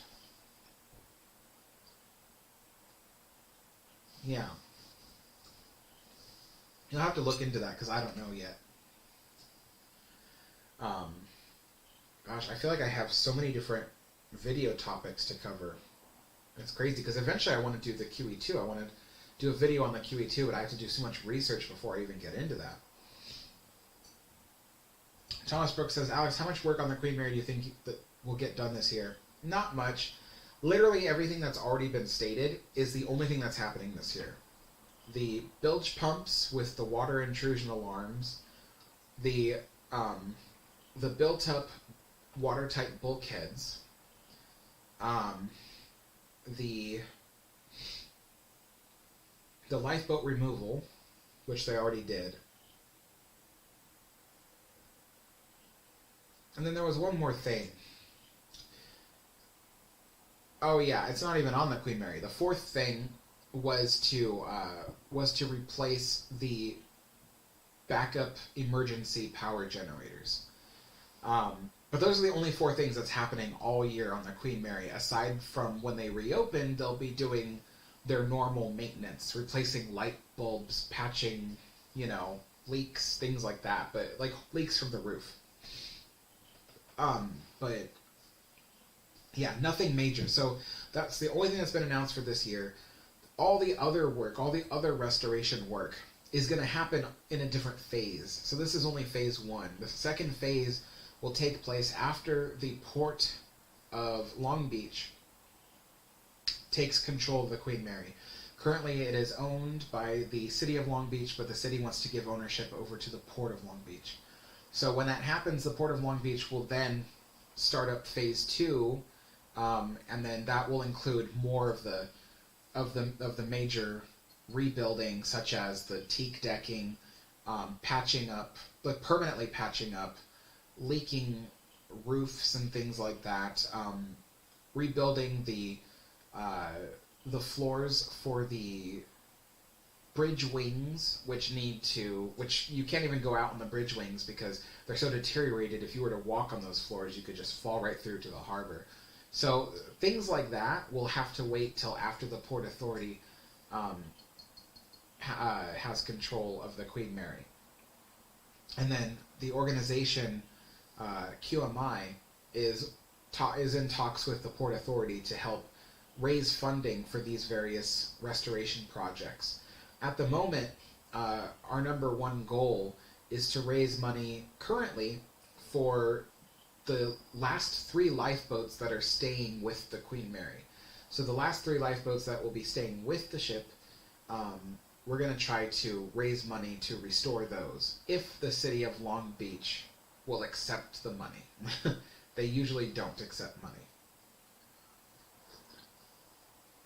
I don't know why they wouldn't, because they're always saying we don't have the money, but then they don't want to accept free money from an organization dedicated to giving away money to restore the ship. Like, what kind of logic is that? So, by the Port Authority, they'll be more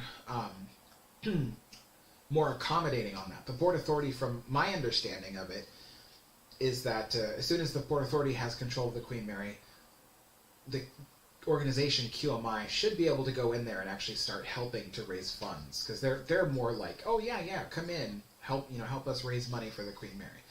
So that's kind of the goal here.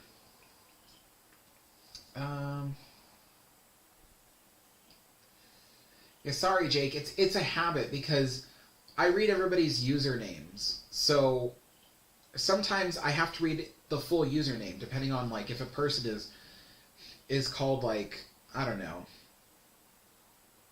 Adventures with the Stones. It's weird for me to just go Adventures.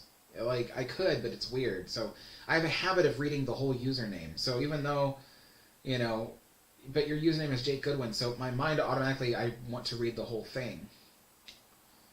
So I try to call you Jake. The last 2 days I've been trying to call you Jake. So,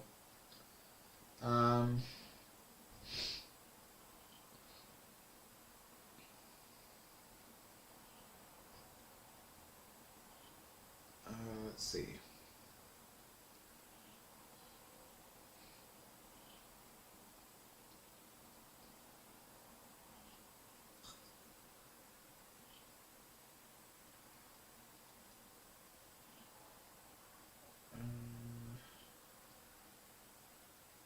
Aaron asks, working Disneyland, did they let you ride Matterhorn when they updated the cars in 2012, I believe? I remember I got to go.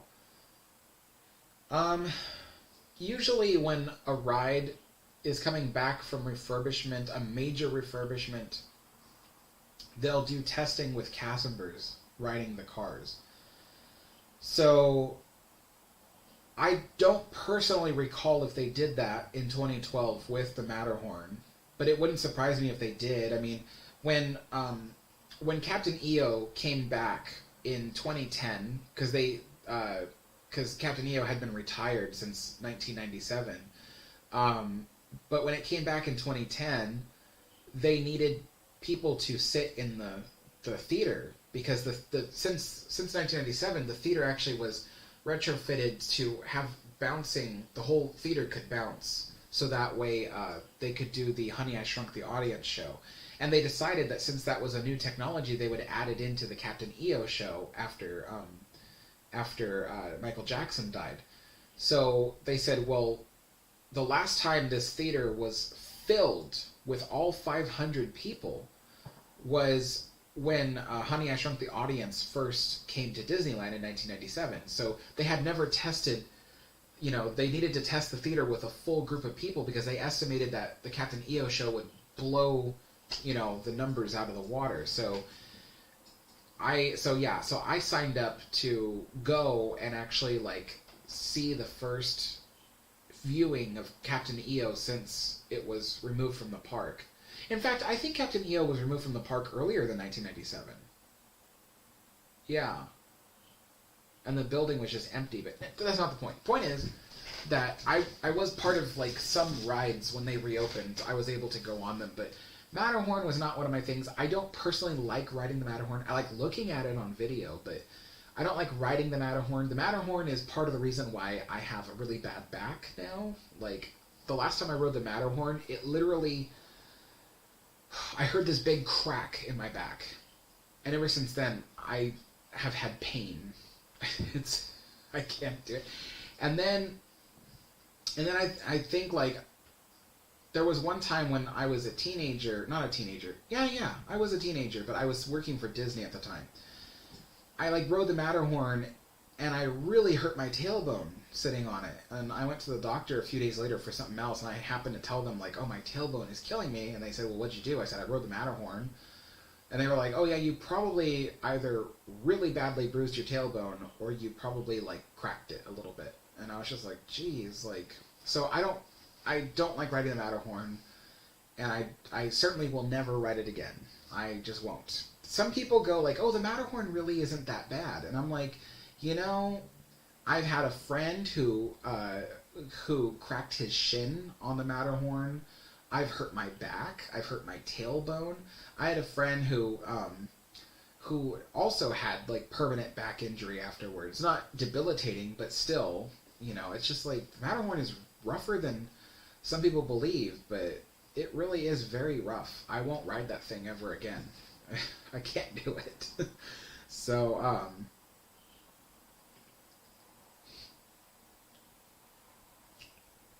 Beluga Brody says, what if Titanic was a superliner? Technically it was. The first superliner, I believe, was Oceanic. Yeah, Oceanic was the first superliner. That was the Oceanic, what we call Oceanic 2. So Oceanic 1899, I believe, was the first superliner. So yeah, Titanic was technically a superliner.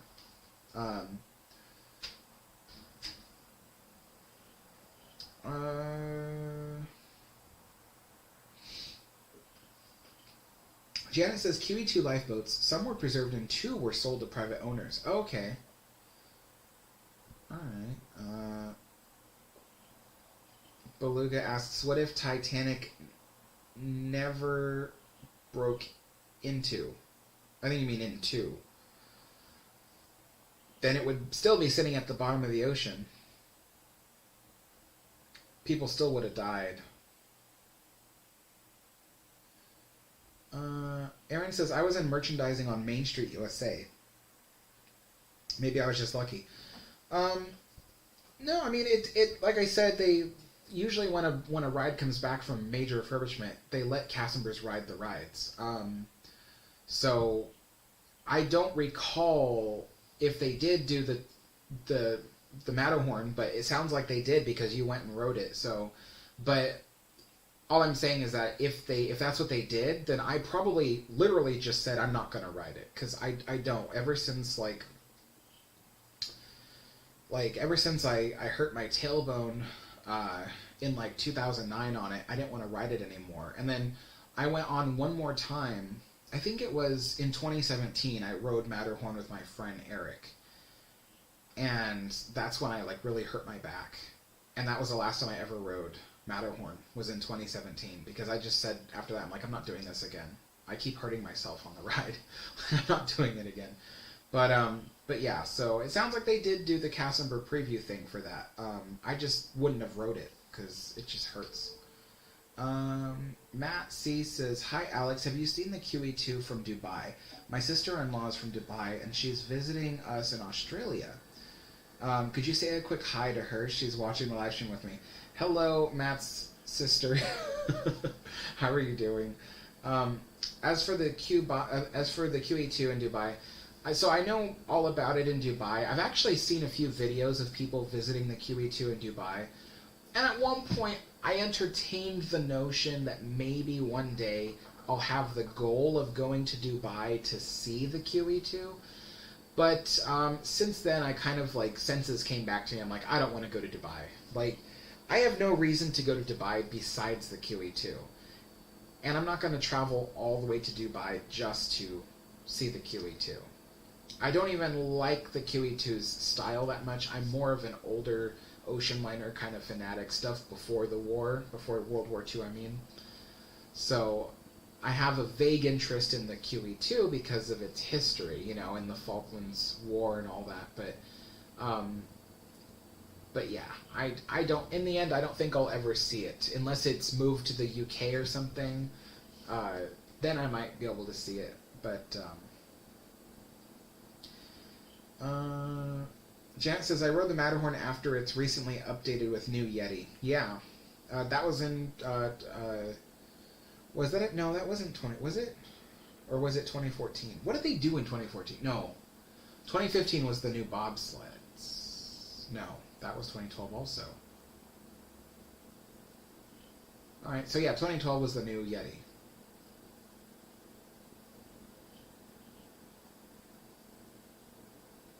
I'd have to rewatch my own video. I made a video all about it, and I'd have to rewatch which year was which. But in 2012, there was a big refurbishment.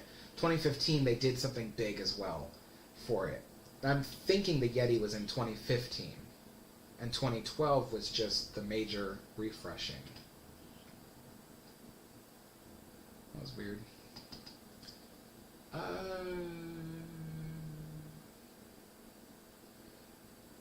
Jake says, "What was the first ship to have a swimming pool?" Titanic. Well, Olympic, technically.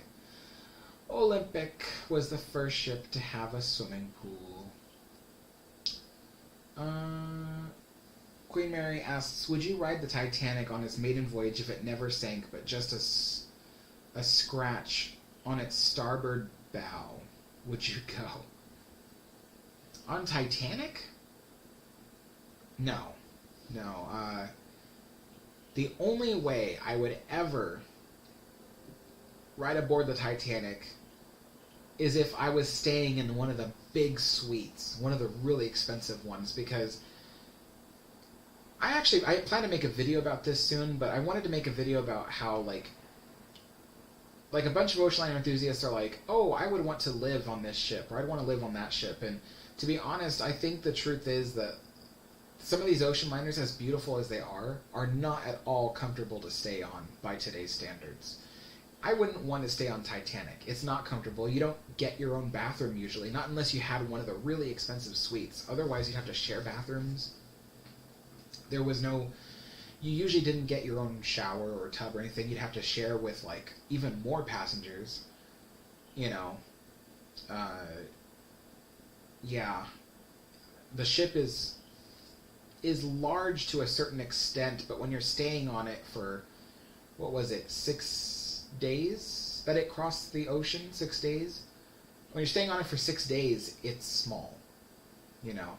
At least the Queen Mary was much larger, there was more to see, and your trip was only 4 days. So it made it a little bit easier, but yeah, 6 days on Titanic, oh no, couldn't do it. Oh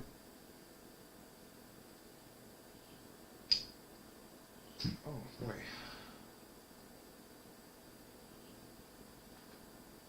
Aaron asks, "Alex, your favorite attraction at DCA?"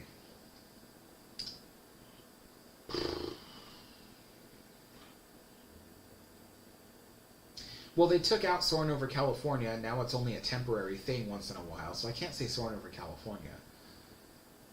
It would have to be a tie between Radiator Springs Racers and The Little Mermaid, believe it or not. I really like The Little Mermaid. I know it has its problems, its storyline issues, but it's still really fun when I ride that one. It's still really, really fun. So, yeah, I'd probably say Little Mermaid and then Radiator Springs Racers. Yeah. Janet says, RMS Adriatic of the White Star Line. Oh, she's responding to Jake. Matthew Mahoney says, QE2 should come back to the UK. Yeah, I agree. QE2 should go back to the UK. Because it's weird, in the US we have two ocean liners. We have the Queen Mary, we have the SS United States. But Britain, they have one ocean liner, the SS Great Britain, but it's not like the ocean liners we think of today with the big funnels and all that.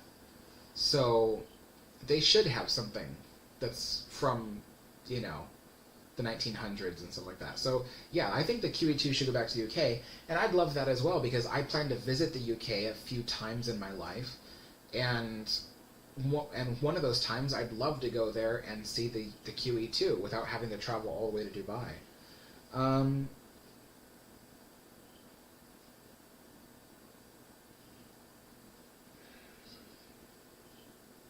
Jake asks, what's DCA? DCA is Disney California Adventure. It is the second theme park of the Disneyland Resort in California.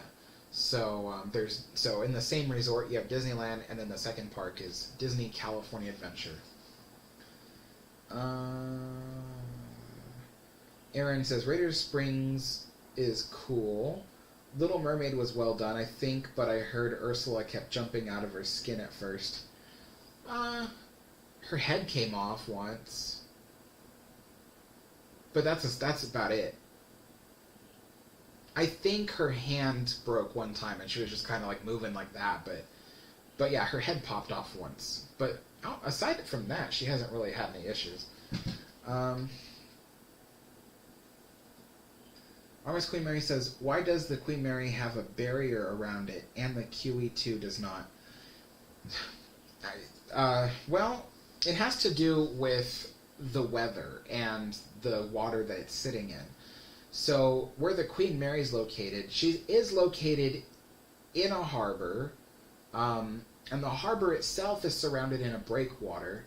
But nevertheless, you got boats and ships going by, so they leave these wakes, and the wakes could hit the ship, and that does several things. So a wake could cause the ship to kind of move like that, and while that's not really an issue, over the course of 54 years, that could have some issues on the ship itself, and the comfort of the guests. The guests staying in the hotel may not want to be rocked like that throughout the day. So the breakwater that surrounds the Queen Mary is designed to mitigate those wakes that boats and stuff leave behind, as well as in case if for any reason there's ever a small tsunami from an earthquake that happens in the ocean, then the secondary breakwater that surrounds the Queen Mary should stop that from harshly hitting the ship. But the other thing that the breakwater does for the Queen Mary is that it actually makes the water around the ship even calmer. So on a really windy day, the harbor of Long Beach will be kind of choppy. Not bad, but choppy. And when that hits the edge of the hull of a ship, the choppy water, constantly air, water, over the course of several years, that will actually accelerate the what's it called? It'll accelerate the deterioration of the metal at the waterline. So if you can calm that down and make it so there isn't so much chop hitting the steel, then you'll get a more consistent deterioration. So everything below the waterline will have a certain amount of preservation. Everything above the waterline will have a certain amount of preservation. But it's really weird how it works. If that part of the hull is constantly exposed to water, air, water, air, water, air, that'll accelerate the deterioration of that area along the whole line of the ship. So that's what the breakwater does for the Queen Mary. Why doesn't the QE2 need that? I can't precisely answer, but the first thing that comes to mind is that the sea where Dubai is located is very calm, I hear. Maybe they don't have as many storms and things, or maybe they just didn't feel like building a breakwater there because that's part of the harbor where a bunch of boats come in and out. Maybe it blocks. Maybe if they built a breakwater around the ship, it would just block their ability to move other vessels around. I don't know. But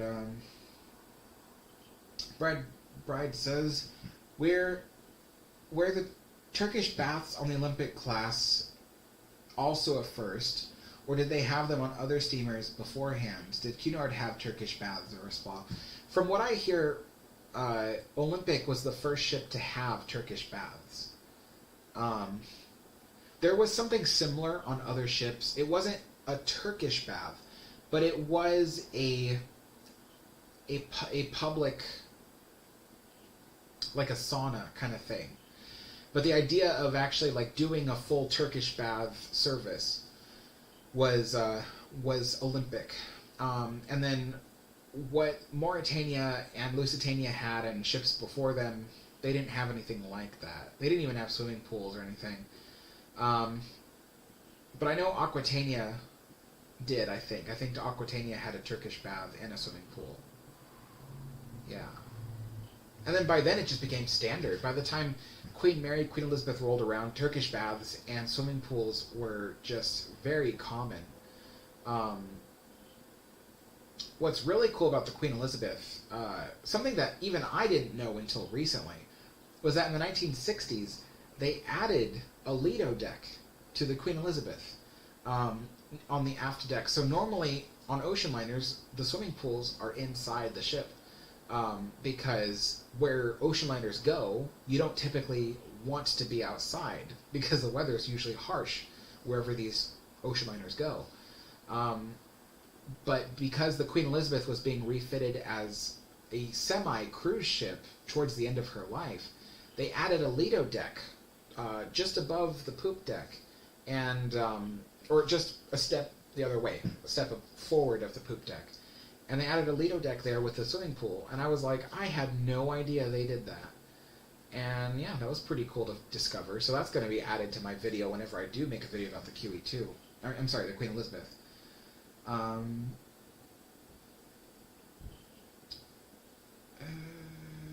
see.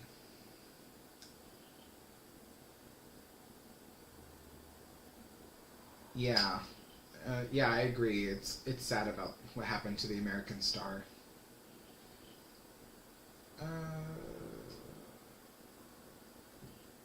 Bridevale says, thank you for answering. Spas have always confused me time-wise. Yeah, it's really funny. On ocean liners, the problem with being a passenger on an ocean liner was that you always had to find a way to bide your time. That's why, it's so frustrating when people call them cruise ships, because it's like, cruise ships are designed for fun. Ocean liners were not necessarily fun, because unless you loved being out at sea, they could be really boring places.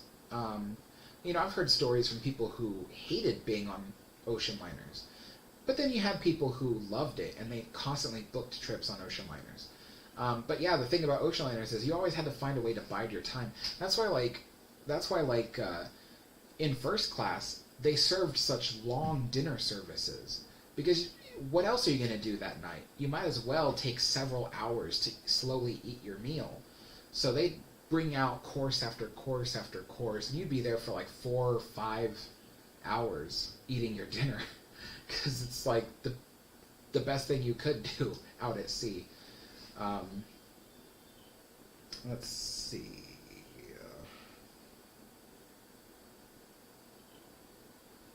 Jeffrey, yeah, I built this Titanic model in 2012, to kind of celebrate the 100th anniversary of Titanic's maiden voyage. It was from a model kit. Can't remember the name of the model kit. But anyway, yeah, built it myself and painted it and stuff like that. Took weeks to do. But I did it all inaccurately. I was looking at a painting I had of the Titanic for color reference. And the painting looked really cool, so I literally tried to duplicate the color of the painting, but apparently the painting was extremely inaccurate in terms of color. So to this day, my model of Titanic, it does not have the accurate colors on it, so I have to repaint it. And then of course, like I've been saying, I've moved this model so many times to different houses, different places, that it's actually quite damaged. I need to redo it, so I need to take it all apart, put it all back together again as if it was a brand new model, because like some of the decks don't even like meet. There's like gaps between the decks because the kit, like the thing I remember putting the kit together and going, who created this kit? Like none of the parts fit together, you know? Like one of the reasons why I don't buy Revell kits is because Revell has that problem. They build these kits that don't work, you know, they don't fit together right. So, and I bought this one, and I was like, oh, this is going to be great, because this is not Revell. But it was just as bad. The parts didn't fit together correctly. And years later, I look at it, and I'm like, oh, that makes me just want to go back in there and take the whole thing apart. Like, I thought about buying the recent Trumpeter model. So the Trumpeter one is larger than this. So this is 1/350th scale. The Trumpeter model is 1/200th scale. That means that the Trumpeter model will be about 4 feet long, just about. So that's from the edge of this table here to right here. Can you see that? Yeah, that's where my thumb is. That's about 4 feet. So that's, the Trumpeter model's huge. I thought about buying that one, but I can't afford that. That's like $450. I can't afford that. No way. But I would have loved to, because it's more accurate than this is. But it's too expensive. I can't spend $450 on a model. Who are you kidding? Let's see. Someone asked what the poop deck was. I'm going to see who asked that. Armis Queen Mary asked, what's the poop deck? So the poop deck on ships, might as well use this. The poop deck is the last deck on a ship's stern. So it's usually the top level, the stern area of the ship. And the poop deck usually holds all kinds of mooring gear. So you've got things like cleats, and you've got what do you call those? I get now the stuff isn't even coming to my brain. It's the capstans. You got capstans there and stuff like that. So that's usually what the poop deck on a ship is for. Yeah, that's what a poop deck is.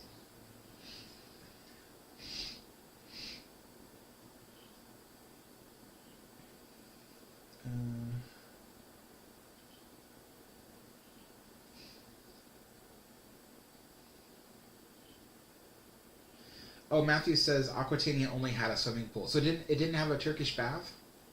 Did it have something like a Turkish bath? Like a massage parlor or something? I feel like it had something. I'll admit though, I'm not much of an ocean liner expert at this moment. I know a lot about the Queen Mary. So if you guys have Queen Mary questions, I know a lot about that. But I'm still learning about other ships. So I'm still at that point where I'm still absorbing things people are telling me about ships. Armis Queen Mary says, but why is it called that? So, because it's part of a French word. So, the French word poop means like rear. So it's spelled, I think if I'm spelling it correctly, the French word is spelled P-O-U-P-E.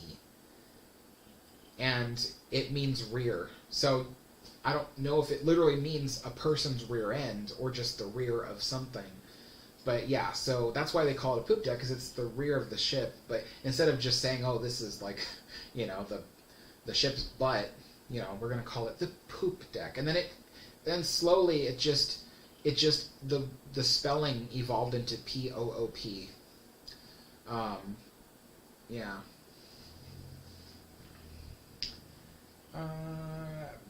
Bridevale says, the biggest meal of the day, I think for them was either lunch or breakfast. But even then they had full courses for all meals of the day. Yeah, that's true, they had full courses for everything. But I can't imagine lunch being more than dinner. I can't imagine it, because they would still have, like, if they were British especially, they would have afternoon tea every day. So after lunch, you'd be so full you wouldn't have time to have your fancy tea. And then after tea, you'd have to go out to dinner. You'd get dressed for your dinner dressing, and then I couldn't imagine eating that much throughout the day. Thomas Brooks says, if I could sail on Queen Mary, I would love every second of it. You know what? Me too. If I could sail on Queen Mary, I would love it. Especially if I could be in first class. I'd be okay in second class, but I prefer first class. Third class is not as bad as third class on Titanic. I would not want to be third class on Titanic. But third class on Queen Mary isn't so bad. You just have to share bathrooms with everybody.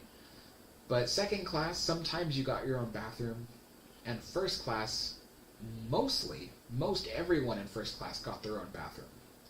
So, not everyone, but most everyone. Yeah.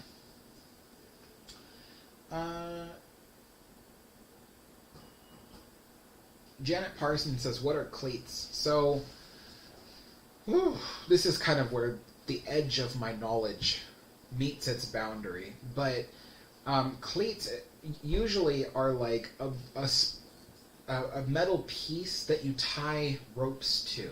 So like on a modern day dock or pier, you might see these sharp, like banana-shaped things that are like bolted to the pier or the dock, and that's where you can like tie ropes up to it. So those are called cleats. I don't know what the official term is for the big ones that were on ships, the big round ones that don't move. I think they're also called cleats. But and no, I'm not confusing it with the capstans. Capstans move, but I'm talking about the ones that are stationary, that are usually at the bow and stern of the ship. I think they're called cleats, but yeah, on the dock they're called cleats. So Matthew says swimming pool and a gym. Okay, so all right, so it had just a swimming pool then, not a Turkish bath. Okie dokie. Well, then I wonder what the first Cunard ship to have a Turkish bath was. You know what's funny? There's kind of a hole in my knowledge between what came after the Aquitania but before the Queen Mary. I know there was something, and I can't think of it.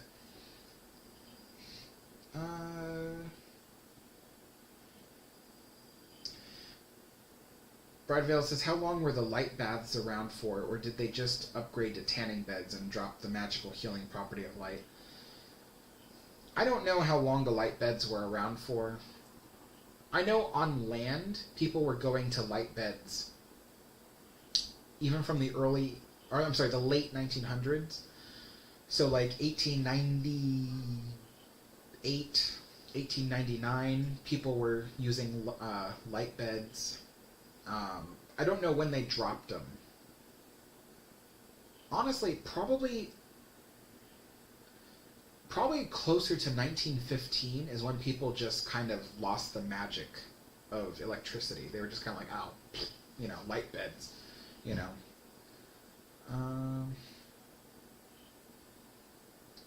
Jake asks, what was the child's playroom safe on Queen Mary in rough seas? Oh, was the child's playroom safe from... No. In rough seas, nothing on the Queen Mary was safe, especially in the roughest of seas. In the roughest weather, people would be confined to their rooms. So you wouldn't be allowed to leave your room unless you had to really use the toilet or something. Because like I said, some people didn't have their own toilets on Queen Mary. Some people in second class and third class had to share. So those were the only times you were permitted to leave your room. But yeah, in the roughest weather, you'd be stuck in there. And then like normally you were served breakfast, lunch, and dinner for free at the various restaurants because it was part of your voyage. But when that happened and you were confined to your room, they would deliver it to you. And oh, those poor stewards and stewardesses. They'd have to go there with the trolleys, and all while the sea is churning beneath them, and hold on for dear life, and deliver you your various foods, your sandwiches. No soups, because if soups spill, they could burn you. So they would deliver you your sandwiches and other dry meals and things like that. Oh my gosh. It was really crazy, the ship during rough seas. I should talk about that sometime, shouldn't I? What it would be like to be on the Queen Mary in rough weather. That's a good video idea. I gotta write that down somewhere. See, sometimes these ideas come from questions you guys ask. So,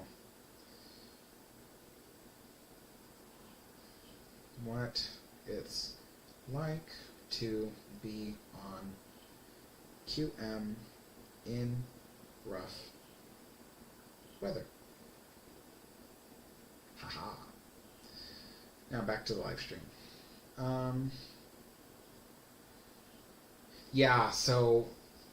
So they couldn't be in the children's playrooms. They couldn't be, but I do imagine if it was an intermediate rough sea, rough enough that you were allowed to walk around the ship, but also rough enough that it wouldn't be comfortable. I imagine that, I don't know. See, there was a reason why in the children's playrooms there weren't shelves up on top. Like, normally you see in nurseries and things, there's shelves with children's toys up high so adults could pick them down for the kids. But on the Queen Mary, they didn't have that because in rough weather, those toys would come flying off the shelves and hit children. So they didn't have shelves in the playrooms, and the playrooms were usually very, like, the walls had curved corners and things like that to prevent people from hitting their heads. But it's amazing what the ship would have been like in the rough weather. There's this one story, and people will fight me to the death on this story, I swear. People do not like hearing this story, but it's true. Someone did die falling down the third-class stairs in rough weather. So at least one person died, but I believe 2 people in the ship's history, not counting World War II, because we don't know, but in the ship's peacetime service years, around 1 or 2 people actually died on the third-class stairs from falling. And I mentioned this in my original Queen Mary during rough seas video, and people were like, that's not true, that's a ghost story that they tell, and it's not a true ghost story. No, I've looked into it. It's a real story. And whether the ghost exists, I can't tell you. I'm not going to presume that I know that the stairs are haunted. But a person did die on the stairs. And it was a middle-aged person who was walking down the third-class stairs. I think they were on B deck when it happened. And the third-class stairs on the Queen Mary are... I can use my model for this. The third-class stairs on the Queen Mary are towards the bow of the ship. This is Titanic, but just imagine. Towards the bow of the ship, like about right this area here. And the way the Queen Mary moves in the seas is the front will go up and down. The back won't have as much motion, but the front will go up and down like that. And if there was a particularly large wave, the bow of the ship will go up like that, and the stairs would going down the stairs would be difficult, or even going up the stairs either, because the stairs are already at a 45-degree angle. So when you bring up the ship like that, it's near vertical. And so a person did slip, fall, and hit their head. And they died that way. Another person up on A deck. No. Yeah, A deck. Third class stairs, A deck. They fell walking up the stairs. I don't know if they died. Off the top of my head, I can't remember. But I wouldn't be surprised if they did. But yeah, one person died falling from B deck down the stairs. Craziness. Queen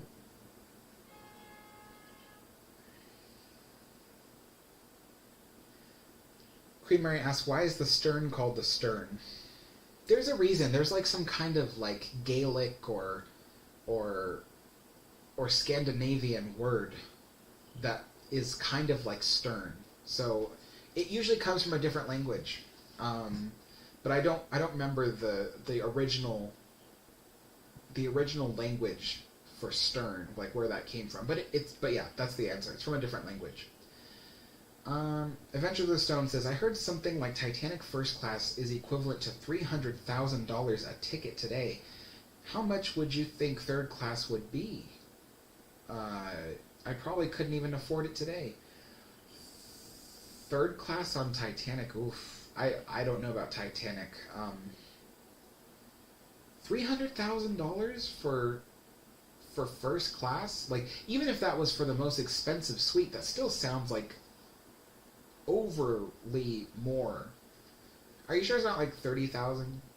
Because 30,000 is still a lot by today's standards. There's no ship out there where you're spending $30,000 to stay in their room. So even $30,000 a lot. I think like the most expensive is closer to 20,000 for the most expensive suite on the ship for a voyage. So yeah, $300,000 if it was in today's money that sounds kind of crazy. But I wouldn't know how much third class would cost. I don't even know how much it costed in 1912. I don't know. I wish I could tell you in terms of Queen Mary, but I actually don't know the price of any of Queen Mary's rooms from the 1930s, 50s, or 60s. I don't know.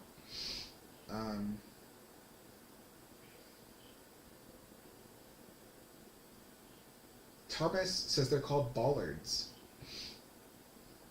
Oh, the things on the ships where you wrap up the ropes to moor them to the thing? Bollards, okay.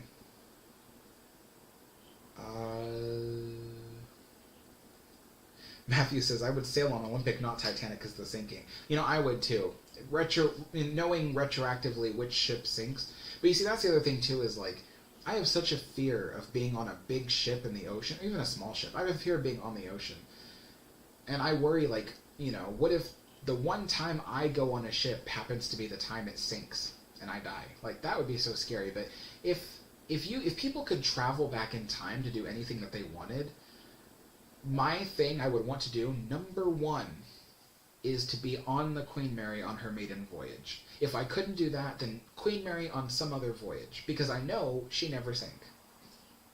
So I would definitely sail on the Queen Mary, for sure.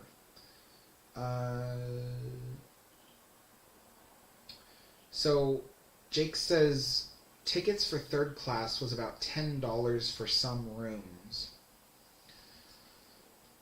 I wonder what that would be today. I could look it up on my phone, but I'd be taking away from that. And I gotta end the live stream soon, so. Somebody comment either now or after the live stream how much you know what? I'll look it up after the live stream on my own.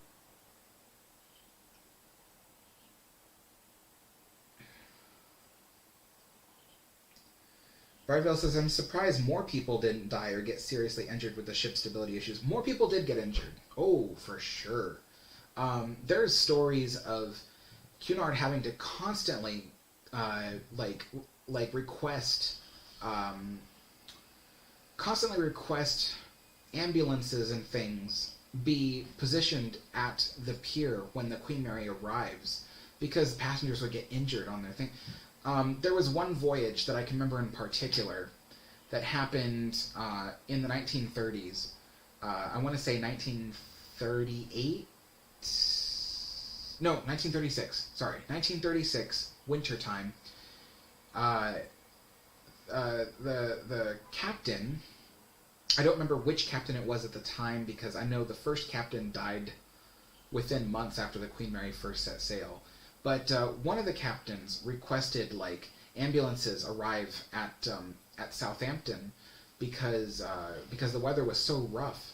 Around 13 passengers got seriously injured from getting thrown about in the weather.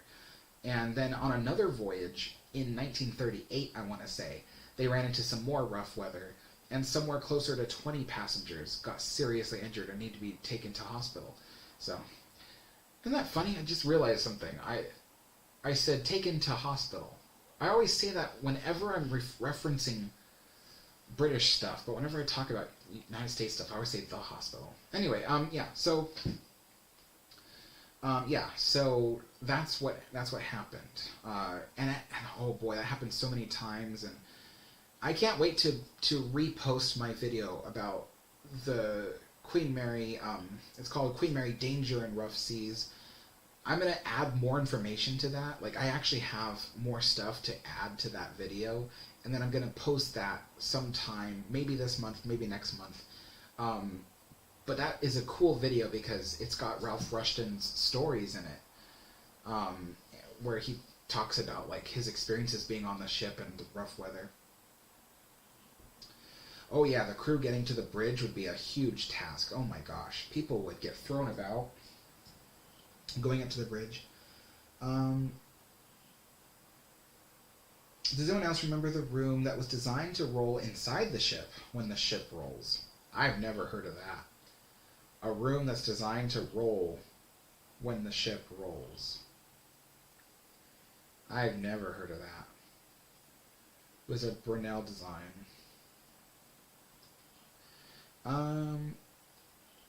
Ooh.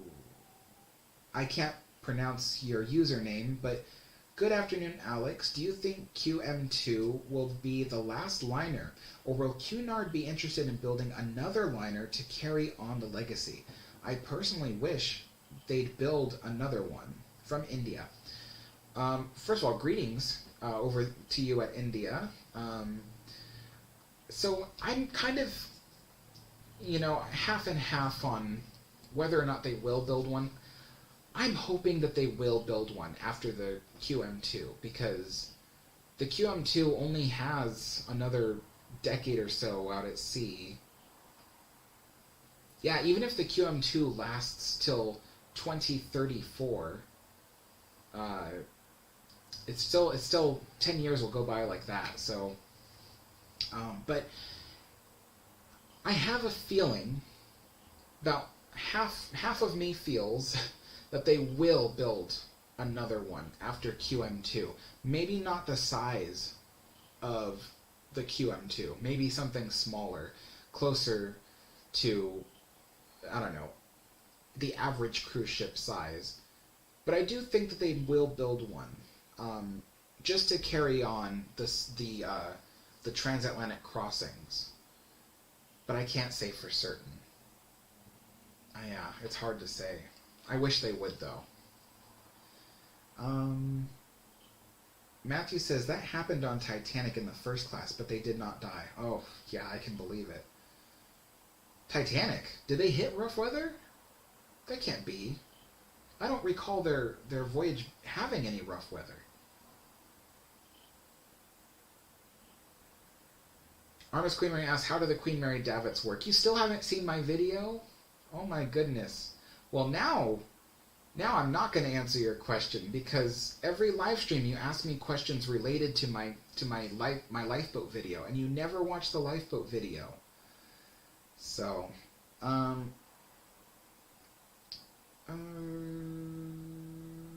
oh, Jake is leaving. Bye, Jake. I'm going to leave too soon, so let me just answer these last few questions. Janet says, did you see my previous comment? Oh, if RMS Queen Mary was still serving as an ocean liner, hypothetically, I would be a stewardess. That's not a question. But that would be cool, but I would too. I would try to work on the Queen Mary as well, if it was still sailing for hypothetical reasons. Oh, Alex, on Queen Mary 2, dinner time is 6:30 p.m. to 9 p.m. every night. Yeah, that's still a long dinner time. Well, that's more actually closer to average, come to think of it. That's 2.5 hours. So, yeah.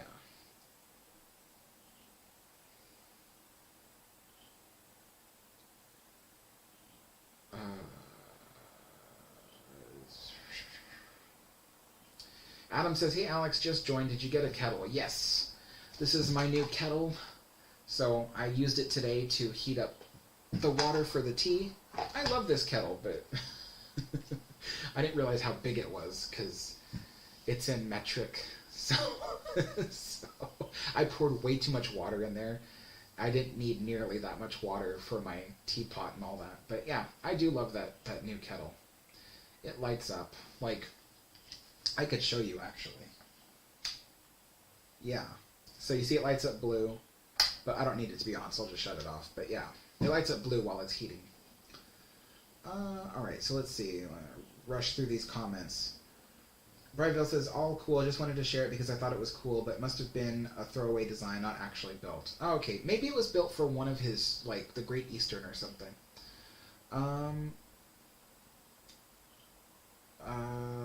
Yeah, Adam, you'll have to rewatch, because this was pretty cool. Brideville says, how long has this live stream gone on for now? It should be coming up on record now. It's an hour, 2 hours and 27 minutes. Oh my gosh, yeah. Janet says bye, so bye, Janet. Jake did leave, yeah. So, alright, you guys, I'm going to end the live stream here. Remember that you can always sign up for my Patreon or my YouTube membership in order to get exclusive perks and things like that. The links are in the description below. I also have a second channel, Alex Adner, where you can actually see me play historic games. Eventually I'll build models and make videos of that. You'll see me make food that is ocean liner related, and that'll be on that channel as well. Just everything historically related that is more personal to me will be on the Alex Adner channel. Spelled A-D-N-E-R, so Alex Adner, and in the logo is a brain. And then, let's see here, the next video will be tomorrow. It'll be the Walt Disney World monorail system, and then I have a bunch of other videos lined up after that for release next week and the weeks coming. So stay tuned for all of that, folks. Thank you so much for joining me. I'll see you all later. Bye-bye.